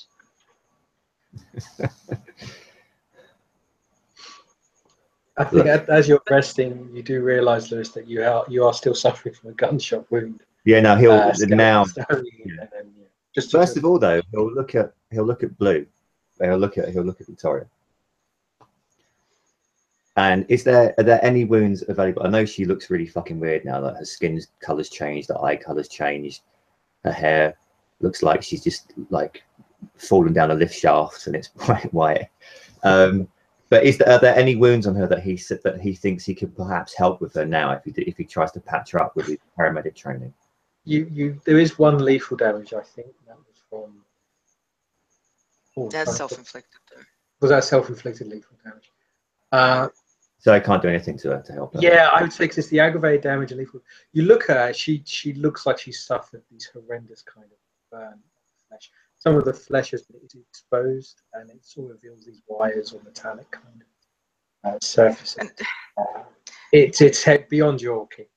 Well, he's looking at her, and like at first he's worried, like saying, "Can I do anything to patch her up?" And then the more he looks at her, the more alien he just realizes she is. I mean, she's always acted very strangely, but now it seems like more of her flesh is being stripped away. You can see more what's underneath, and she just does look very, very odd indeed. Did the company do that to you? He says, as he's now, he can't look at her, he can't look after her, but now he's thinking about his hip, so he's just going to see if he can patch himself up, and while he's doing that, talk to Victoria. Yes.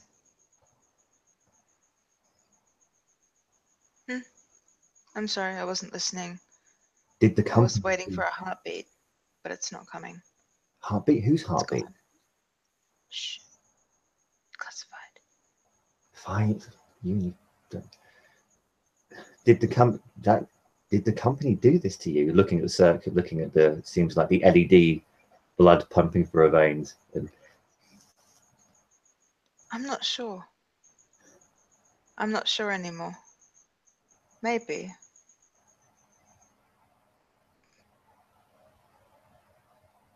You can see her mouth twitch like she just wants to say something, but she just goes, I'm not sure.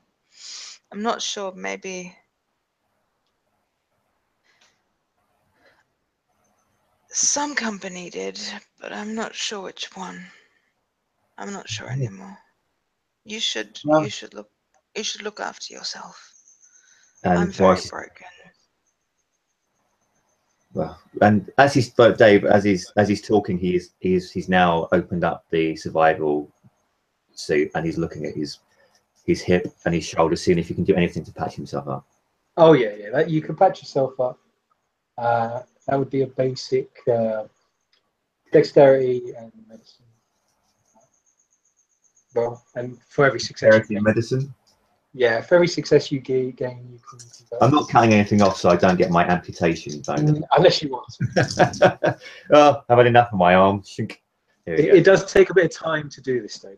It takes time. When he's doing it, he's talking to her. She says about another company. Goes, another company. Well, I'm sure Cherion Group isn't by itself in all this fucked up business. Look, can you keep an eye on the door, please? I just need to see if I can just sort out my hip just a little while. Can I go up to the door, close it, lock it, short circuit it, and fry it in place so I don't have to guard it? I get one success on my roll. You can lock the door, yeah. Yep. So what do you get, Lewis? I get one success on my roll. Okay, so you heal one lethal damage and convert it to bashing. Okay. But you still have 3 lethal, I believe. Yeah, 3 lethal, 1 bashing. Okay. That will heal the bashing damages because it's been an hour trying to heal and mend it. So the bashing damage would have been gone by now. Okay, so 3 lethal. You're stuck with the 3 treated lethal damage. That's treated, so that's to heal naturally. Okay. So this goes on for a bit. You're patching yourself up, stitching the kind of the wounds and the bite marks on your. But the damage to your hip, the bullet wound, it's gone through kind of the torso. It's caused a bit of trouble. It's quite painful. And as you're doing all this, you still have the mission update on your phone as well. Okay, so and you notice also, just add another thing. You notice a strange kind of glowing coming from a part of the room. And when you go to investigate, you see the axe seems to be glowing. Okay. But that I'll let you deal with whatever. Okay. Well, he'll be. So basically, now he's kind of patched himself up, and he sees that Victoria's closed the door. He'll like think, shit, I've got to look at the company update. So he'll look at the company update and go, Victoria, is the door secure? Yes. There's some weird shit going on in the corner. Just look. And he'll point to the glow, and then he'll look to the data and read the data. I will investigate the glow. We'll go with the data first, and then we'll go with glow. So Lewis, as you look to the data, it just, again, it's all coded, but your phone translates it. It just simply says mission update, support incoming, Agent 56, Black Omega, plus Charlie Squad. New objectives added. Now, what you know of, actually, you may have to roll politics, intelligence and politics. Figure out. I've got no politics. I don't even vote. I'm that much of a dickweed. So. Well, it's -3, so yeah, it'd be like a chance dice if you want to roll. I'll roll a chance die. I see what happens. I botched it badly. Oh man. I think. Okay, so that's a critical fail. Yeah. You get bonus XP for that. As you're thinking about Charlie Squad, you know Charlie Squad is what you used to be in. Okay. That's the level below you. They're the basic foot soldiers. They're the suicide squads, canary types. Agent 56 Black Omega, you have no idea. You vaguely remember the name. Usually if they've got that kind of title, it means they're like alpha or top ones, but you're not sure who or what it is. Okay. And as you're reading through the rest of the message, you see, collection, new objectives added. Update from Turian board. Yeah. 1. Collection of X12 specimen samples vital. Pick up via Charlie's. Second sub-objective, collection of samples of creature held within blood network. Vital. Pick up via Charlie Squad. And then third objective added, authorization of the termination of Agent 22, including retrieval of Turian property. Subject is to be considered blacklisted. Extreme caution advised. Oh, great. Authorization, but it's not a direct order. It's authorization. Yes, we've been given. Yeah, we can kill it, but we don't. I think they haven't even bothered to pretend to say to you, kill it. It's like you can try to kill it. I say, but we've got to collect samples of the people that have been infected by the biochemical weapon, and samples of entity held within blood network. Which is Victoria's new friend, I assume. Yes, that's the one. My bestie. We're gonna have pizza and watch Muriel's wedding later. So you're getting this, but as he's doing this, he will read out this to Victoria as she's walking over to investigate the glow. And as you're reading this now, suddenly the phone sort of fuses and starts to get hot, and then it actually just catches fire, as if something's just happened. You're not sure what. It's just as if the message self-destructed or the phone crashed. So yeah, you've got a funny feeling. Yeah. So it may be because your presence with Blue. You've noticed that certain gadgets don't work well around you sometimes. So it's maybe you may not mention it, you may not put that connection. I might actually just go sorry and then take a step back. Yeah, it's a slight electrical charge and it kind of goes. But we'll go to Blue, and Blue, as you, Lewis, you just speak out these objectives to him. So I speak out the objectives as I'm sitting there, recovering, and then the phone just goes and just dies, and then I just surround him with shit, and then just throw the phone on the floor, pick up the gun, and just. Blue, you look to this the axe that's been it's been hidden away in a cupboard somewhere outside, but it seems to be glowing. There seems to be kind of a golden sort of shimmer around it, and if you hold it or touch it, you get the sensation of like righteousness, the sensation of confidence as you pick up and wield it, and it seems to light the room up slightly. Not in a physical sense, but in a kind of emotional. You just feel more confident.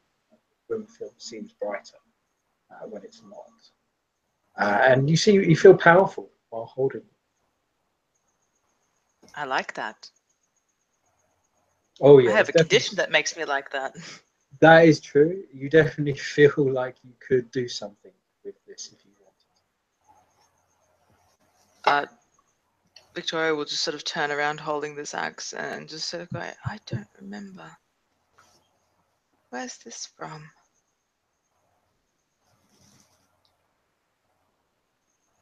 Looking at Okola. That was the axe that, when we was in the lift, the damn night or where the fuck it was for us, it hit you. Do you remember? Oh, yeah. When the 2 points met.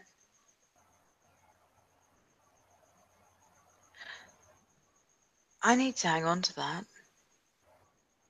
Well, No, I need to hang on to that.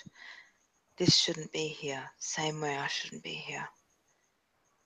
well, If you take it, you're going to break everything. I'm nearly breaking everything already. I'm quite happy with my assault rifle. If you want the axe, you can keep the axe. I break those things anyway. Maybe the axe can come in handy. Maybe. Are we leaving now? I'd like to go back to my room. Your room. We've got to complete the missions now. Or do you want to rest? What do you want to do? Oh, Victoria will sort of just look around and just go, I should be okay. cool. Good. Well, we need to now. I might need some sustenance from someone. So finding someone alive would be nice. Good. She says it so innocently, and you know exactly what she wants to do to these people. Fine. Look, and Musa will get up. He'll walk back into his room and he'll take the 3 frozen sample kits that he like, little boxes that he's got that can collect samples. Yeah. And he'll look. You've read it. We've gone over the briefing. We need to go to the Blue Wing, and there you can use your skills and your talents, and we can wipe out all the data that's in the computer. That's one of the mission parameters we still have to do. Then along the way, we can get samples from people that have been affected by the XA12. 2 of those. Then we need to find your, whatever the fuck that was from earlier, and we need to get a sample of that thing. Or if not She that was thing, betrayed. well,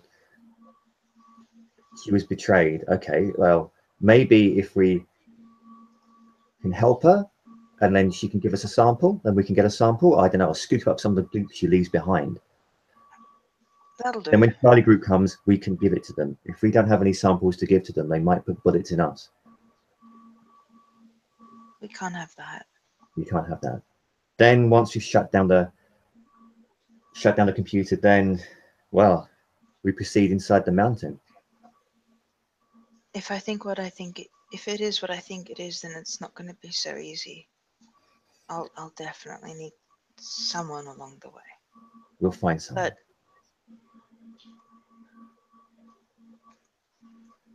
But I want to stop being scared. I can't help you stop being scared. You already have. But I don't know if the world's ready for the cost. Where to first? First, and her voice sort of picks up. It's like, yep, fuck it, we're gonna do this. Like normally she's cautious and scared and paranoid, but now it's like, fuck it, we're gonna do this. Well, where are we going now? okay, we make our way to the Blue Wing. on the way, we find samples and we find some poor soul for you to drain. Come on. And he'll get himself up off the floor like an old man now, who's all achy and covered in crap, and get his gun. You ready? She'll just sort of check her limbs, flex her fingers, and then go, "Yep." Let's go. And then with that, open the door and see what's outside in the hallway. Okay, as you proceed into the corridor, again, it's that same sort of eerily quiet environment and situation, and you proceed further. It's kind of, there is some glass walls that allow you to see into like the main downstairs kind of conference. Again, you see some vague like movement, but it seems very quiet. It seems too quiet. You will suddenly hear like whispering or talking, as if someone or something is talking nearby. But again, you're not entirely sure where. Okay. Well, it's just about. It's just about. And then after a while, you will hear the sound of actually lightning, and you see like bright flashing coming from somewhere below you, and you hear like the screams of a woman being attacked or something, and sort of a powerful boom sort of sound, as if sort of a sonic kind of boom. You can feel your ears kind of pop, and then more squeaking and screaming. Something is going on below you downstairs. Okay. But after you're kind of moving for a bit, you will bump into someone. Okay. And you'll see some people across the corridor near you. And what do these people look like? If you look closer, you see a security guard. And you see a couple of people behind him, and they seem to be sort of very low, sort of nearly crawling on the floor. And the guard himself looks to you and starts like waving or guiding you to come towards you. And it is the security guard who was guarding the red door earlier. The guy who spoke to you was quite nice and pleasant. Okay, but he's not one of the three guys with guns that basically went with us. No, not the ones you killed. This is the one that was guarding the red door. Okay. From earlier, I believe his name was Jacob. I think it was right. And he seems to he looks to you, and he sort of beckons for you to come up to him, and for you to go near him. So he's crawling along the floor. Does he look like he's injured? Yeah, he's kind of crawling along the floor, and it's as if he's kind of gesturing you to kind of move away from the walls. Okay. Well, see him as he gestures to kind of move away from the walls. I'll take that on board, and I'll look to Victoria, and I gesture for her not to stand too close to the walls as well, and then very cautiously go up to the security guard. And he looks to you and sees that you are armed and you're in the survival sort of soon. Oh, by the way, the temperature has definitely dropped. It's getting colder now. It's getting colder and colder now. And he looks at you, goes, "Is that you, Mr. I forget your name, but your covert name. Anyway, is that you? I thought you was dead like everyone else in the engineering. Alive? Did you get here via the rooftop?" We've managed to. I've spent some time in the army, and I know how to survive the cold. Listen, we survived. Look, I've just got to straight away. There's, I don't know, something happened to turn. I don't know, somehow they come out the walls. They started grabbing people, and I don't know, we're the only ones that seem to survive. There's some other survivors downstairs. The reporter fella. We just merely came up to see if there's a way to get to the roof. Okay, but the reporter's downstairs. Yeah, it's him and his crew. I don't know. They saved us somehow. They did something. It protected us from the creatures. We've just been sent out to try and see if we can get to the rooftop. There should be an emergency helicopter coming down. How many of you came out to look? Oh, it's just me, and he sort of says John and like Susan. There's like 3 of them. at the moment. One seems to be an engineer, the other scientist. They've all got like a makeshift weaponry. He's got his like handgun, and he looks to you. Yeah, it's just us three. We're heading out. They've got a bunch of kids and them downstairs, but we're just trying to scout the place out and find a way to the roof. We had 2 other people with us, but these things grabbed him. He's starting to become a bit nervous and sort of unwinding slightly. Okay. Well, so what was this guy called again? Jacob, let's just simply say. Jacob, whatever. Go on. Thank you, Jacob. You've been very helpful. Well, that's okay. Well, look, you've got to help us. Look, Don't worry. do you come in via the roof? I mean, can we get to the roof? I think some of you will be able to get to the wood roof. And again, thank you very much, Jacob. And then with that, I'm going to pistol whip him in the head with the butt of my rifle. And try and knock him out. See how many dice you get on this, I think. So this will be, you're doing an aimed attack, and we'll say it's a strength, and we'll say firearms. You're still hitting him with the weapons. Okay. Arms and plus your bonus for the rifles. He doesn't get any defense because he's taken by surprise. And let's see how many dice you get. If you're going to do an aimed attack to the head, that's -3. -3. Okay. That's a straight away knock him out type. Okay, so it's 5 dice. That's 2 dice.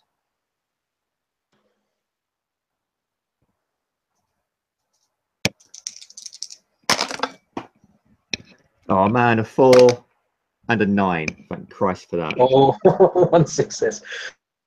So yeah, you know what you do, man. So he'll look down at Jacob, Barry, whoever this guy is. You know, seems to be a decent enough chap, but sadly it's a fucked up world and he's in the wrong place at the wrong time. So pistol whipping him is an easy way out than getting eaten alive by some kind of zombie fish man. So he'll just say, "Thank you, you've been a great help," and this guy, and just smack him, and then get up and scan around, and then look to Victoria. There you go. We found someone.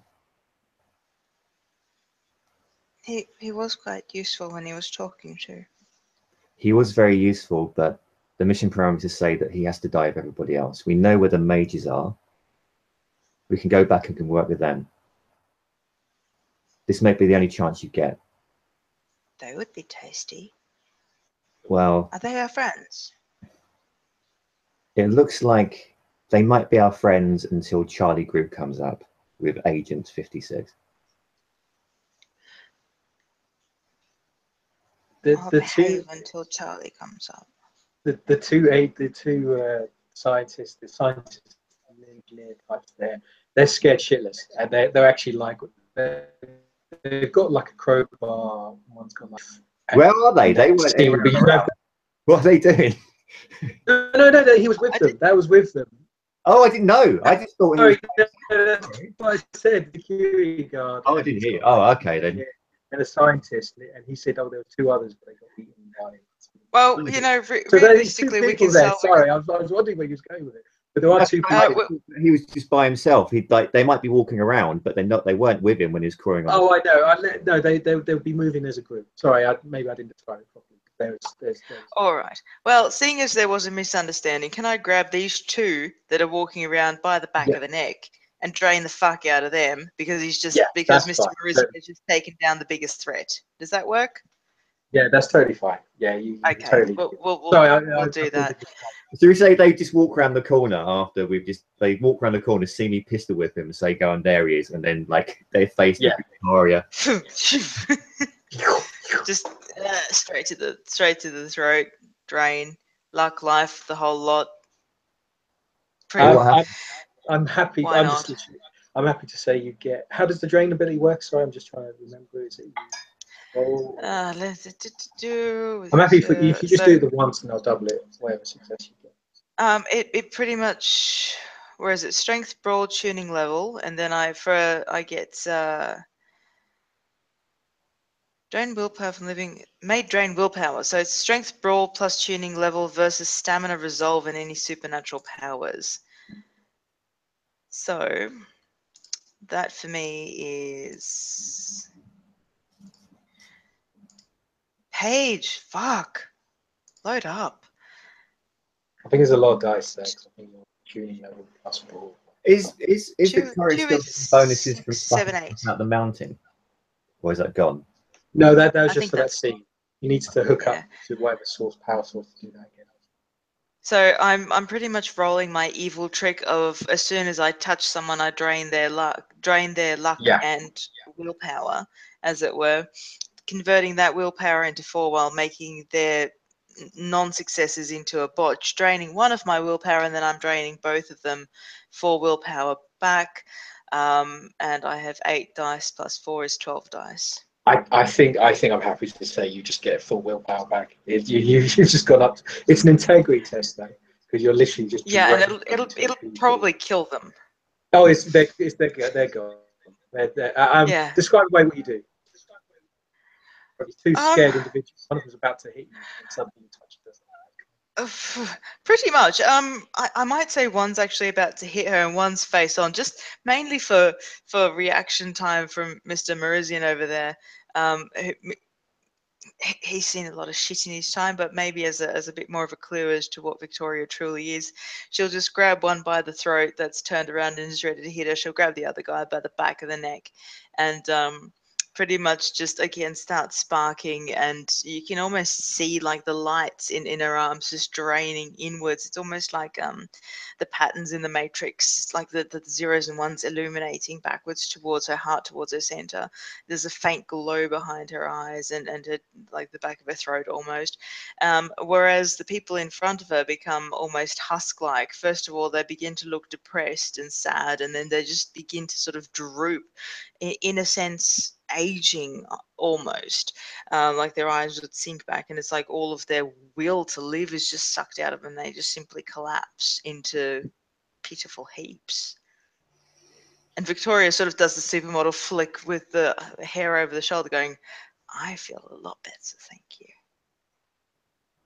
And as Miriam sees this happen, he will take a step back from her because this is a bit of a scary thing to see. And he won't be pointing the gun at her, but he's keeping his distance from Little Miss Drain Life. She still looks fucked up. Like her Marvelous with injuries her- haven't. Even though her hair looks fabulous now, she sucked the life out of 2 people. Like she's still injured, but she just has a lot more oomph, a lot more vibrance about her, like a lot more energy, a lot more chi, I suppose you could say. I would actually describe little sparks, kind of, or static, kind of, like just emit from the fingertips or from the mouth even, or I don't know. It's just this sort of, you look overcharged, as it were. Like the Highlander, the quickening dude. Quickening, yeah, it's like that, but just only a small amount, just a tiny. The quickening was a huge battery that you drained, so it's overloaded. That'll come later. But yeah, you fulfill condition X. You fed, so you're satisfied for the rest of the scene. You can resist, which is nearly over. But my willpower is back, yay! And integrity test forthcoming. I suppose I'll just sit here, be happy with that, or do it just auto lose because it's. We'll do it at the end of the scene. We'll do it at the end of the scene. We'll do a test. But you're starting to head down a monstrous slope. We'll work that out later. So anyway, yeah, monsters. That's a nice payoff, you know. So you drain, and yes, there's these just 2 husks, and you still have the security guard, but he's passed out. Just not. I don't think I'm ever going to get used to seeing that. Live long enough, and it'll become commonplace. True, like many things. Anyway, let's pick up our friend Jacob here and go down and see the mages. Let's not say what we did to his friends. Let's just say they just didn't survive. What happened to his friends? I'm not even here, remember? Good. And with that, Muzan will pick up the guy that he just whacked in the head, and he'll put him on his shoulder and carry him like a fireman's carry, and say, "Let's make our way down to the mages. Keep that axe handy." Oh yes. I'm not letting that out of my sight. And then Muzan will lead the way going down towards where the mages are. But along the way, if he sees any bodies that look like they've died but were infected by the biological weapon, he will stop and try to get a sample. Okay. You can't see any bodies. Again, they've all seemed to have disappeared or gone. But as you proceed further down towards the bottom level, where the mages are supposed to be, say like floor 3 or something like that, where the mages are meant to be, you're kind of like, again, stealthily, you're going down corridor by corridor, trying to make sure you're not revealing yourself or exposing yourself. And after a few moments, you do spot something. Hold on, I did have an image. I need to maybe get this up. Sure, I had it.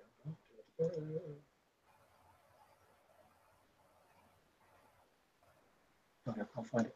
Yeah, as you kind of carry on, you see that the walls start to warp and bend around you, and you suddenly see like a face or this hand kind of plunge outwards, and the hand kind of hovers around you.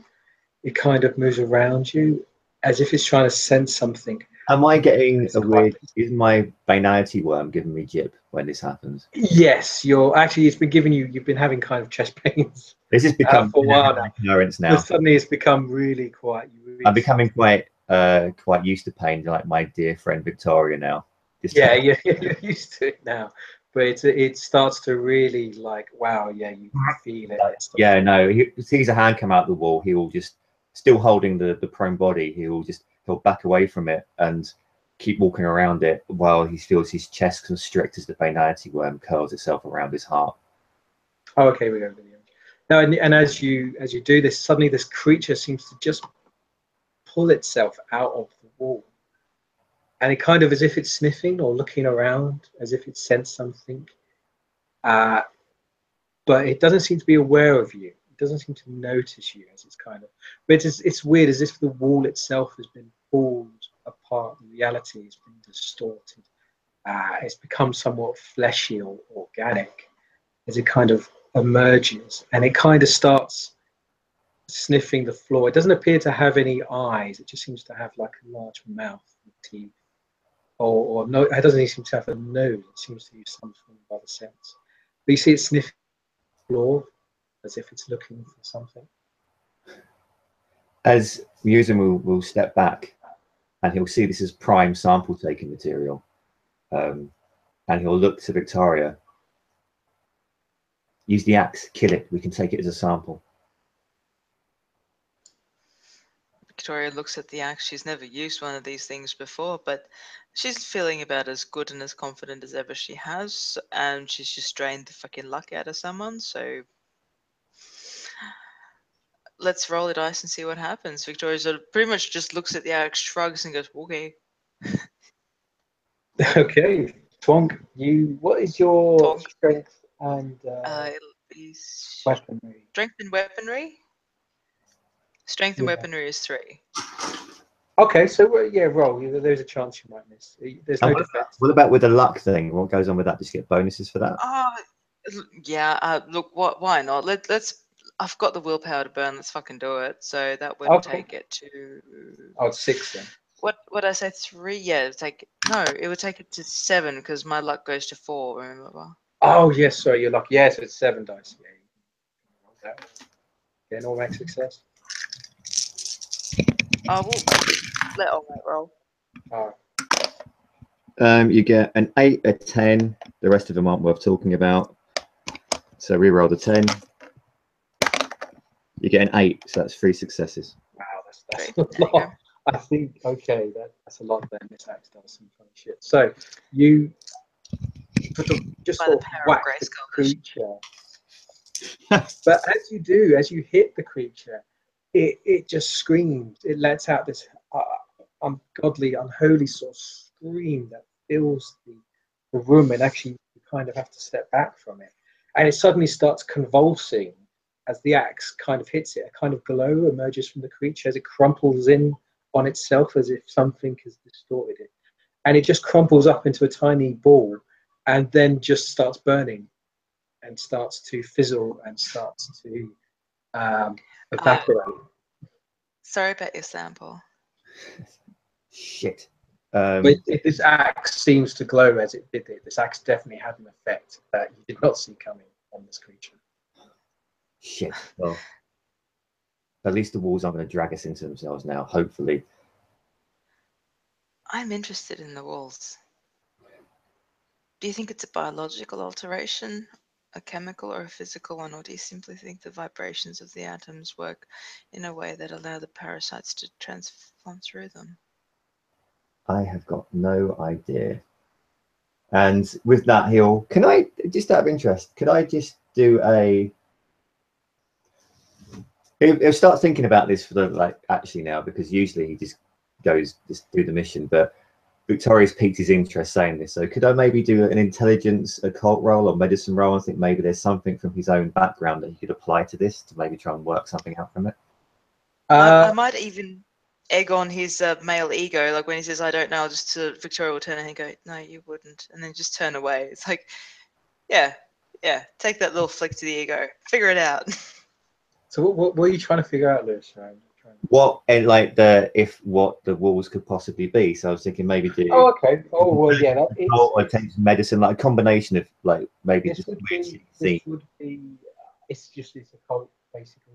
What's a kind of a science occult? So we'll say intelligence occult, but minusing 4 because this is a very difficult. Oh, it's going to be chance dice, but we'll see what happens. It's a very difficult test. You have to be an expert.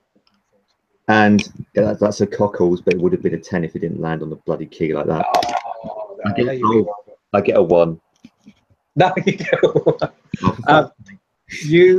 You try to. You actually go up to the wall. Oh no! Don't. Try and figure out what it is, and it is bizarre. It's like the walls become liquid or organic, as if you could put your hand through it. And you decide for some reason to test this theory out as you put your hand through the gooey sort of wall. But as this happens, something pulls back, and you're suddenly being sucked into the wall. It's like I'm like, shit, no. So unless Blue, you said you turned away. My shoulder, looking at Victoria, just like. Out of character, you're the one with the amputation specialty. This is a critical failure, so yeah, it's going to be bad, basically. Something bad. The only thing that I can think of, if he goes and starts screaming, like I'll turn around and go, fuck, this is, oh crap, and then just try to zap the wall just to see if I can get a release. It'll zap old mate too, so he'll take some damage. I'll take some damage. The wall will take some. Everyone takes damage, like Oprah. Damage for everyone. But hopefully the wall would let go. That's my course of action, Mr. ST. So I can do that if you want. Okay, let's see. This is going to be a difficult test, and if you fail, something bad's going to happen. So let's just say it's your electric test. Your normal was it strength brawl test. Stamina brawl. Yep. But I'm making it difficulty 4. Let's just see what happens. So that still gives me 3 dice to roll. Unless so 3 dice. Yeah. So roll me 3 dice. If you fail this, something bad will happen. Not for me though. Hopefully. A 3, a 10, a 7. So 10, 6, 1 success. All right, you just did it. Okay, so that's you electrify the wall in hopes that it does something. And Lewis, it's up to your armpit now. Your arm has really got sucked in. And as you electrify the wall, you're suddenly, Lewis, you're being electrocuted as well. As you're being, and you suffer 2 bashing damage. Oh no, is it lethal? Your electric ability? I think it's lethal, isn't it? That one's lethal, yeah. Oh, I man. think. Yeah, it's going to be lethal. It's going to be lethal. So you suffer one lethal electric. Oh no, your suit. Yeah. It's armor. I don't know if that would absorb. No, it wouldn't absorb electricity. So it actually conduct it. So your suit actually electrocutes you more. So it's one lethal damage from electricity. But the wall kind of suddenly lets you go, and then it kind of reforms itself as if the atoms or whatever material fixing itself, and the wall becomes normal again. As if whatever was there is now gone. And so Murozan will just fly across the room, whack into the other wall, and then just like fall into the middle of the floor and kind of get There's up. a bit of smoke coming from you as and just look at his arm like, thank fuck for that. Sorry.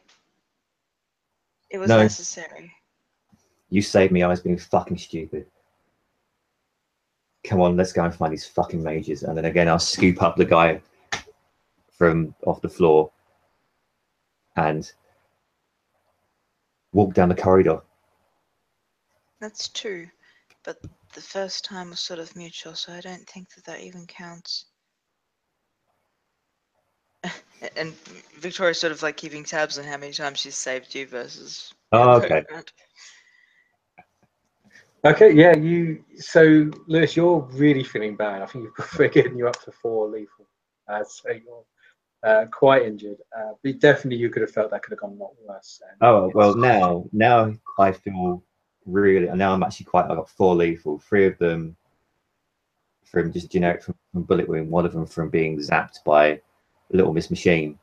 Yeah, I just want to, even though it's kind of doing a deal with the devil, he just wants to find the mages and like assess the survivors, and just again just like have some sanctuary just for a second before shit hits the fan again. Okay, you proceed further down the corridor, down the path, and as you go towards the level where the mages are, you do see, like, you hear noises and sounds coming from one of the doors, and it seems like, yeah, there's sounds and noises in the rooms, and you know it's like where the mages or film crew are staying. As you're doing this, Boo, you hear a voice, sound in your mind, and it just simply just says, like, invite me in, invite me in, invite me in. This is in my head. It's in your head. Is this something? No! It's that same anger, the same hunger. And as you proceed towards the door to the room, you see a lot of the plastic goop that's solidified seems to be scattered around, and you do see, like, blood as scuffles of a fight. There's some fire in the corner of the rooms of someone. It's usually a flamethrower almost to sort of singe half the wall. But that voice is just echoing in the back of your head, Blue.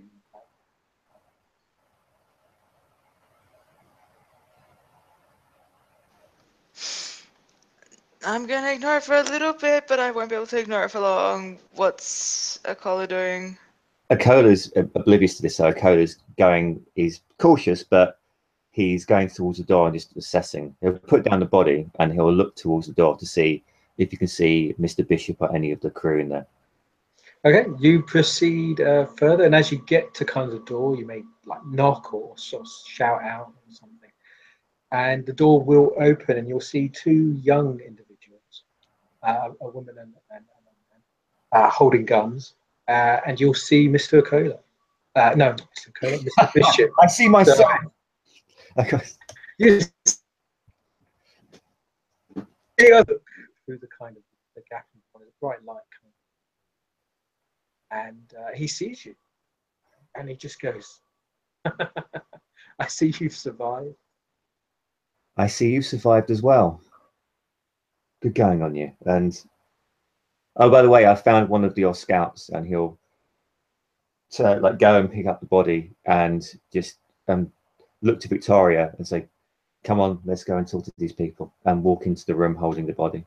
As soon as you get up to the door, though, he will look to you and go, Oh, actually, no. You would see the guy with you. Actually, yeah, he'd think you're there to help, so he won't. Yeah, he would take your gun, but seeing as you're helping your unconscious comrade there, he lets you in. So you walk into the room, and as you walk into the room, you see there's about 4 people. They seem mostly they were the camera crew people, plus Mr. Bishop, and you see 5 to 6 children in the corner of the room. They seem to be just playing, completely oblivious to Were what's they? going on. They look like the children that were in the. They look like the children that were held in the research. They still have some tubes on. Victoria's friend there, little Miss Lollipop. Miss Lollipop is there as well. She seems to giggle and smile. She hasn't noticed you yet, but she seems to be in the corner of the background, sort of giggling and smiling. But the group kind of protect the young ones. They seem to block you, line of sight to you. They seem to be in another room. But Mr. Bishop will just look to you and just go, so what? I'm surprised you survived. I heard last heard you was in the Red Wing and all this madness broke out.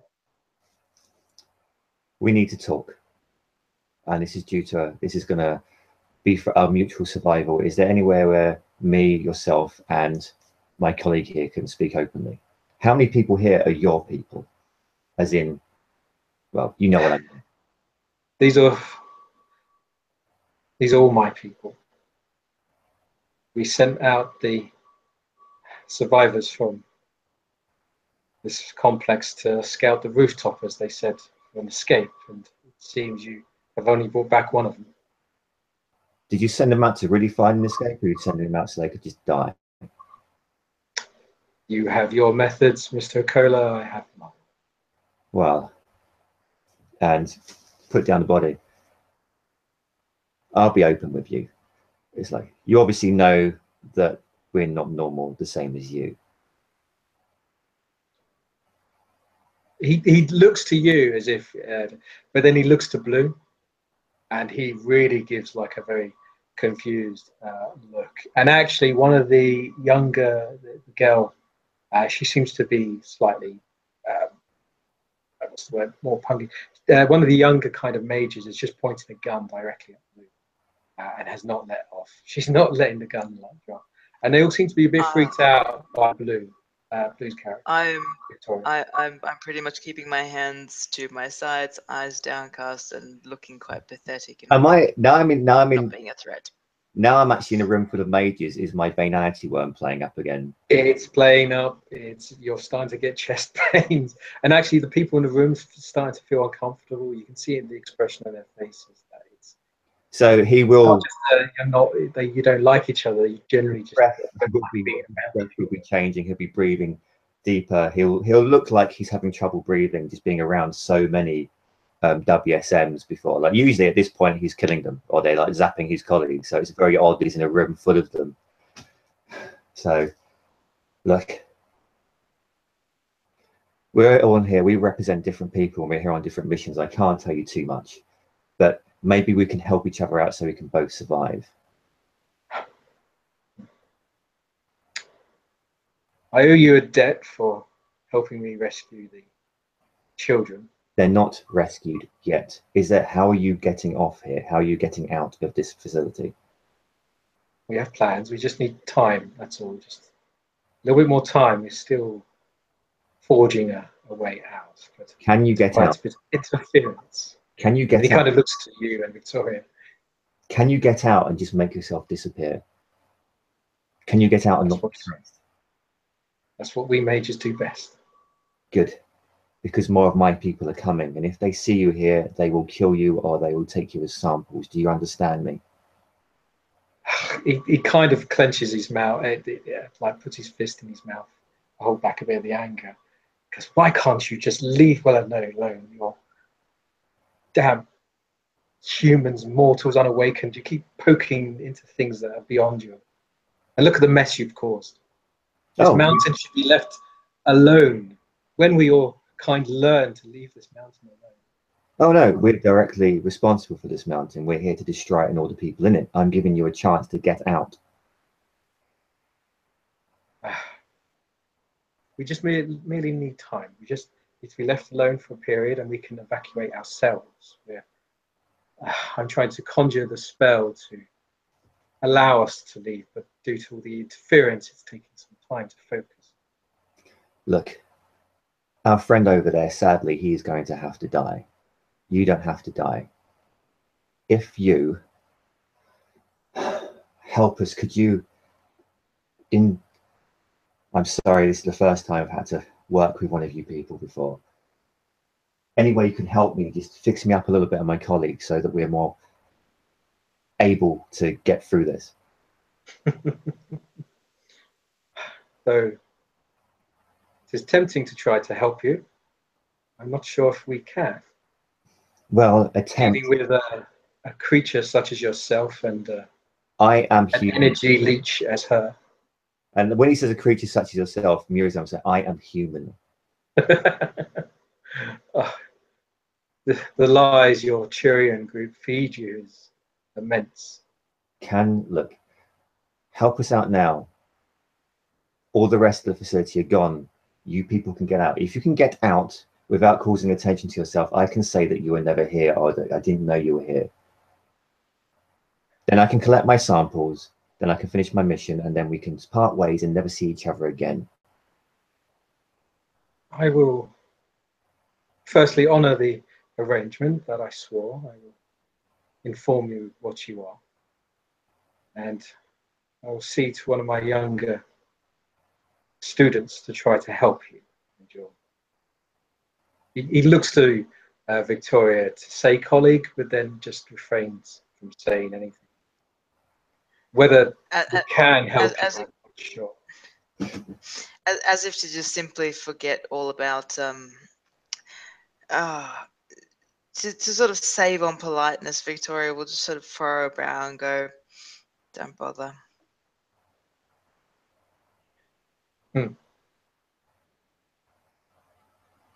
He looks to you and goes,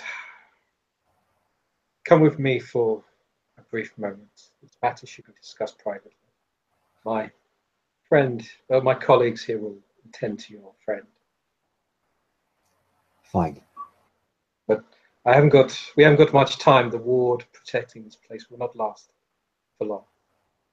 As he says this, the voice in your head, Blue, gets louder and louder. The invite me. I was just about to say, I'm having a different dialogue. While these guys are having a dialogue, I'm having a completely different dialogue. Yeah, and it just gets more angry and more loud, and it keeps just pronouncing, invite me in. Say my name, invite me in. I don't know your name. You do. Do I? Yeah, the entity's name, you remember. Did that come through? That come through, yeah. It's like it's all connected. You remember that individual. You remember what it used to be, what its name used to be.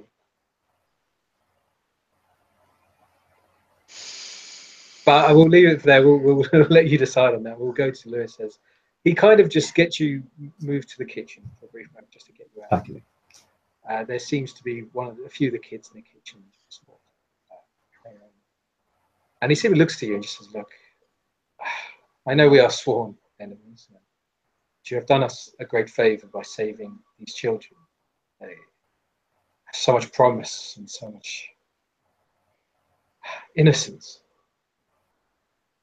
And I know their value to a group like you. But my friend, you must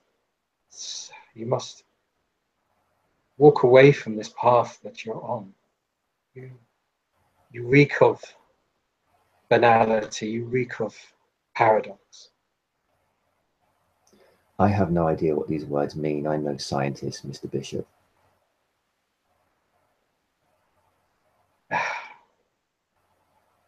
You have within you a creature, an entity not of this world, not of any world, a place of nothingness, a place of non-existence where all is empty. The only way for such a creature to come into this plane is via a powerful paradox, something we all fear as mages. The fact it resides in you is, well, a curse and a blessing. Did you not question Why are you so able to defeat my kind? Able to disarm me so easily? I just thought I was lucky. It's not luck. You are altered. You are pushing against the realities, the planes. As long as that creature is within you,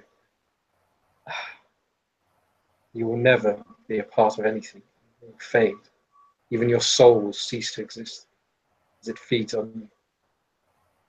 He kind of places his hand on your chest, and as he does this, you feel it. You get a mental image. You feel this thing, and you see it like wrapped around your heart. This kind of large worm creature. Its teeth are dug straight into it, and it's blurry. It's as if it's there, and it's not there. As if it exists but does not exist. There, our debt is paid, my friend. Was this done on purpose? This has been implanted. Turian lie. They use you as cattle. Nothing more. Nothing less. It wouldn't surprise me if this whole place was nothing more than another petri dish for them to experiment on, to gather for their ever-growing hunger and harvest. A long time ago, I was in the Swiss Army. There was some kind of accident. I have no memory of it. It was after that that I was contacted by the company.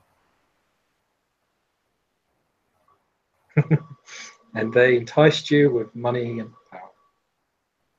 And you accepted, of course. Another fool following his destiny. Well, thank you for the information. At least now I know there's something inside. Do not trust them. I don't trust them. But thank you for helping me. Thank you for doing this. Listen, I should really be killing you and taking one of those child's heads for a sample. I could get a lot of money for that, but I'm not going to do it. Is there any way you can heal me just a bit? I can try, but the entity within you will push me. It will prevent me. It may cause more harm than good. Take a chance. If I can't keep going on like this, look at me, and like he's got like four. He probably looks a bit frazzled as well now. He's been hit by the electric blast from Victoria. Okay, he looks to you reluctantly, but then he places his hands together and starts like muttering some sort of chant or enchantment. And he folds his hands and he claps them. And he raises a palm up, and you see like a glowing green runes come across his hand. And then he places it onto your chest. And Lewis, if you could just roll me a single dice. Oh God! And you need a single success. And if it's a failure, something will happen. I get a 9. Ah, okay. So he does this, and then there's a huge amount of resistance as the worm, your chest tightens, as the worm seems to just try to stop this. But then you feel your wounds knitting together. You feel yourself becoming revitalized.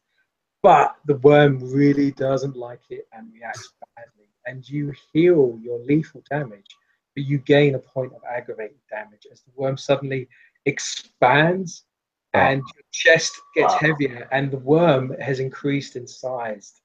It's become bigger. You can feel this weight on your chest even more, as the worm seems to have really reacted badly to being tried to be fixed, as if it's used itself. So all your lethal damage is healed, but you suffer 1 aggravation. Okay.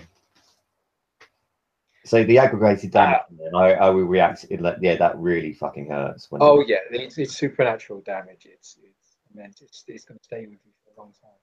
And it's actually your chest is kind of bulged slightly. He feel that reaction. You feel your ribs slightly crack as this thing is gotten bigger.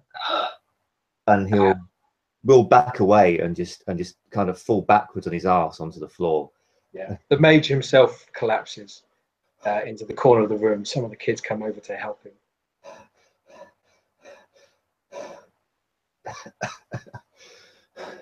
Well, thank you, I guess. Fuck. I don't know. I may have done more damage than good, my friend, but the price was paid, and you paid it willingly. There is always a cost to magic. Like I say, more of us are coming from the Charon group. A squad and another agent. There's already other people here. Stay out of the way and get out as quickly as you can. Just give us time. Just don't let them find us. I just need more time. He's kind of really starting to sort of breathe heavily. Listen, Whatever you I won't go out of my way to get them to find you, but I can't actively stop them from finding you. Listen, I'm sorry, but we're all on a knife edge here. You seem to be doing what you do very well anyway. You must be cautious. There's something out there more dangerous than the creatures in the walls. An entity of blood, a creature of rage beyond even my comprehension, altered and twisted by machines, by magic not even I can understand or wish to understand. I think I've seen this thing. It's around, but okay. From now on, you do your thing, I do my thing, and hopefully Charon Group and the mages will not meet. As this is going on, as you're talking back and forth, we'll go to Blue to see what she does. As you are in the background, you've got these two young kind of individuals looking at you, pointing their guns at. And again, all the kids are playing in the background as well. But this voice just gets louder and louder. I'm going to ask. I'm just going to look at the girls pointing the gun, or the kids, whatever, non-gender specific, pointing the guns, and just simply say, "May I sit?" They look to you, and they just nod. They just sort of like nod. They're looking at each other and then looking at you, and they're very, they're concerned about you. Victoria will take a seat pretty much in the lotus position, as it were, on the ground, arms folded, hands in her palms, and just relax and just close her eyes and just internally contact this thing. And just again reach out, reading all of this rage and whatnot. And oh God.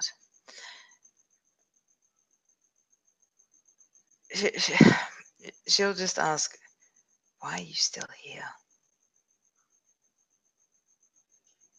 You just get this feeling of, again, the revenge, the hunger, the immense hunger, the never-ending hunger that seems to be just overwhelming. And the more you kind of poke into this, the more you feel it, and the more it makes you hungry. You kind of have to cut it off. And again, this voice just keeps repeating. It's getting louder and louder.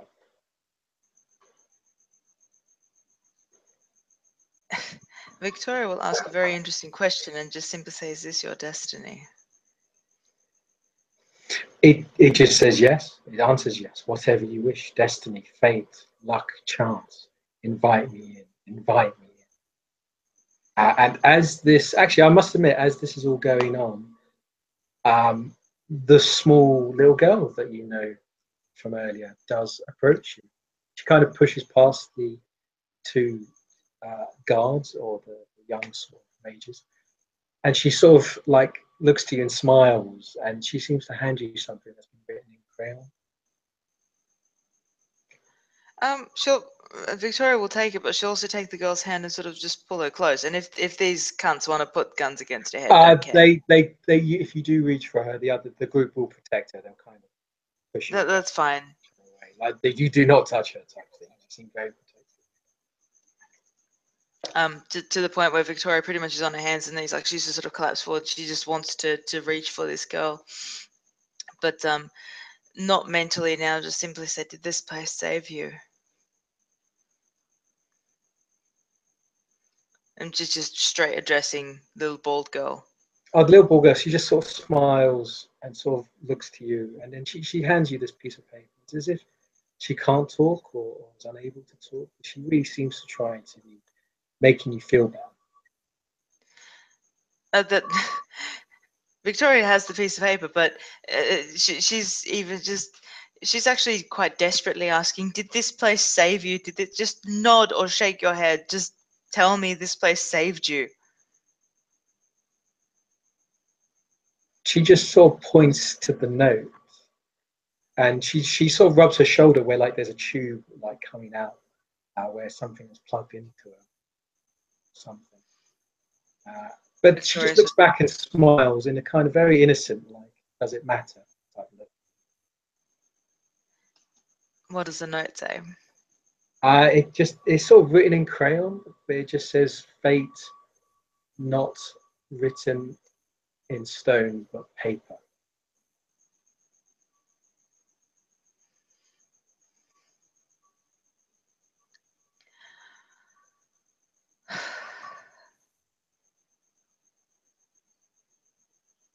Does the caller come back? At this point, Mr. Kohler, you do walk back into the room, and you see Victoria sitting down with these people like pointing guns at her, and the small little girl actually she'll see Mr. Kohler and she'll run up to Mr. Kohler and hug his leg. Hello. As soon as she does that, though, your chest really starts to pound.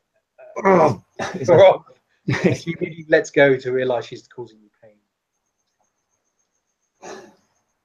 Thank you. Pleasure to see you, but can you please keep your distance, little lady?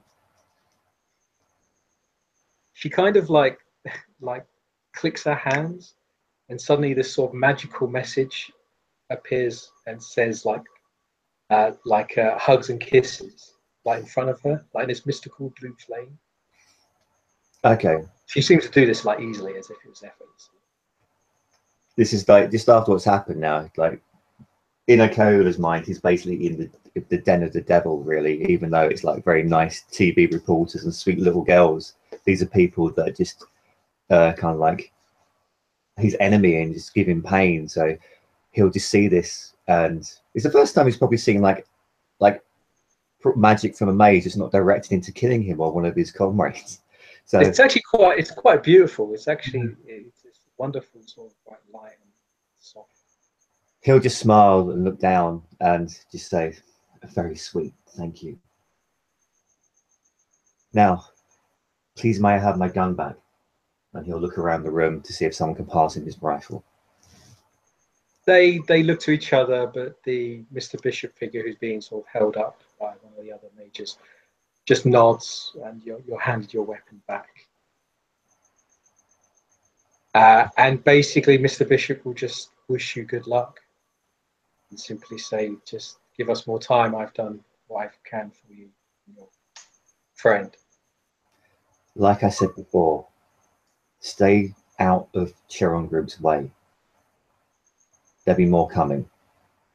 Do what you do and get out as quickly as you can. I won't stop them from finding you, but I won't help them either. He just nods. He agrees. You feel that this is very tense for him to be talking to you and to help you out. It's against his nature. But yeah, he just nods and agrees. Victoria, are you ready to go? Victoria's off in another world because conflicting reports, blip, blip, blip, blip, blip. She'll look at Mr. Ubermage, obviously, or the leader of the group, and just say, "Does Croton mean anything to you?" It is the name of the creatures that they keep under the blue room, the builders of this place, entities of another world. And I sense them, they are misplaced, destroyed, corrupted. They should be put out of their misery. something I would wish to task myself with, but I have other priorities. Victoria's eyes just sort of widen, her mouth almost drops. And under her breath, she'll say, "Blasphemy, they're the sacrosanct." And she'll send a picture of Akola to the creature and say, "He is safe with me." And then just say, "Hopkins, come on in. You may have your wish." No! As you say this, he looks to you, and is confused. But then, as you say, invite you in, Miss Hopkins. Suddenly, as if whatever glow, or you see these ruins in the room suddenly like fade, brightly glow, but then suddenly fade, and as if some sort of spell's been countered or turned off almost. And the individual, the mage in front of you, looks at you going, what have you done?" And then suddenly this creature just slams from the ceiling above and crashes down. As you see Victoria this, goes, go, kill everything. as you see this entity drip and mold plastic all over the place, and she moves with such speed and ferocity and just charges on Bishop and completely just drains him in a matter of seconds. You see him turn into like a corpse, drained of all life in a matter of moments. The individual suddenly jumps onto another mage. Gunshots start firing. A spell is activated. Sort of fires an energy ball at this creature. It merely bounces off. It merely fades. As you see a part of flesh, plastic flesh, like explode, but then it reforms itself. It mends itself. And she just passes from person to person, tearing them apart, ripping them to pieces. And the children are screaming in the background. But I would leave it for a few moments. The characters will be able to do something if they wish. But this is a blood frenzy. This is a kindred gone wild. Okay. Is Victoria just looking at what's going on? Victoria is leaving, but she's not like running away. She's just sort of turned her back and is walking away. And she probably even sounds like she's sprouting some sort of religious nonsense at this point. Something completely different is triggered in her, and she'll just simply go along the lines of, "It is the beginnings of the faith. They cannot be denied. It is the root of it all. I understand that it destroys the world, but the world needs to be cleansed. And you want to destroy it. You want to keep it locked away. You want to. This is my past. You can't deny it. And now you'll face it. Now you'll face it. You will face it. You will face it alone, and you will die alone, because it is not your kind that exists anymore when the time has come. It is my kind, and this is the beginning of it."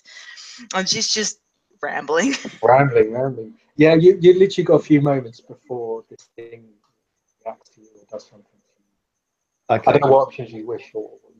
Basically, what Nuzan will do when if he comes in, gets his gun back, then Victoria says what she says, and all hell breaks loose. And he'll just be looking around him, like, first of all, the monster comes down and starts ripping into Bishop, then all the others. And he'll see her walk into the door, and then, yeah, these people are done for. And so he will run out the room, but as he's running out the room, just to complete the mission, he'll do a burst of fire from the gun at the prone security guard to make sure he doesn't wake up. Oh, yeah, no, you could put a shot at him and run off. But yeah, as you kind of do all this, as you both leave, you look back into the room. This creature is just devouring, draining, and each person she drains, you see her reforming. You see her limbs. The plastic ooze seems to kind of form and become more and more, and she kind of grows an arm back, and then she uses that arm to pin another mage to the wall and just literally rip their head off and drain all the blood and the juice from the head into her mouth. And then in a like a flash of a second, it just vanishes and then reappears next to another mage and does a similar thing of just ripping their torso in half and plunging her face into the torso and just draining everything from the person. The blood seems just immediately, not drop is kind of spared or spilled, it's just disappears into this individual's mouth. Even the blood from the floor seems to move towards her and seems to just coagulate into her. And at one point, basically, the last thing you see is this thing turn its back to you as it looks towards these 6 children who are cowering into the corner of the room. And at this point, we'll say the doors close. And on that note, I think we will simply end seeing this horrific nightmare that is Sickness in the Blood, Operation Death Candle. Thank you for watching. I hope you enjoyed it.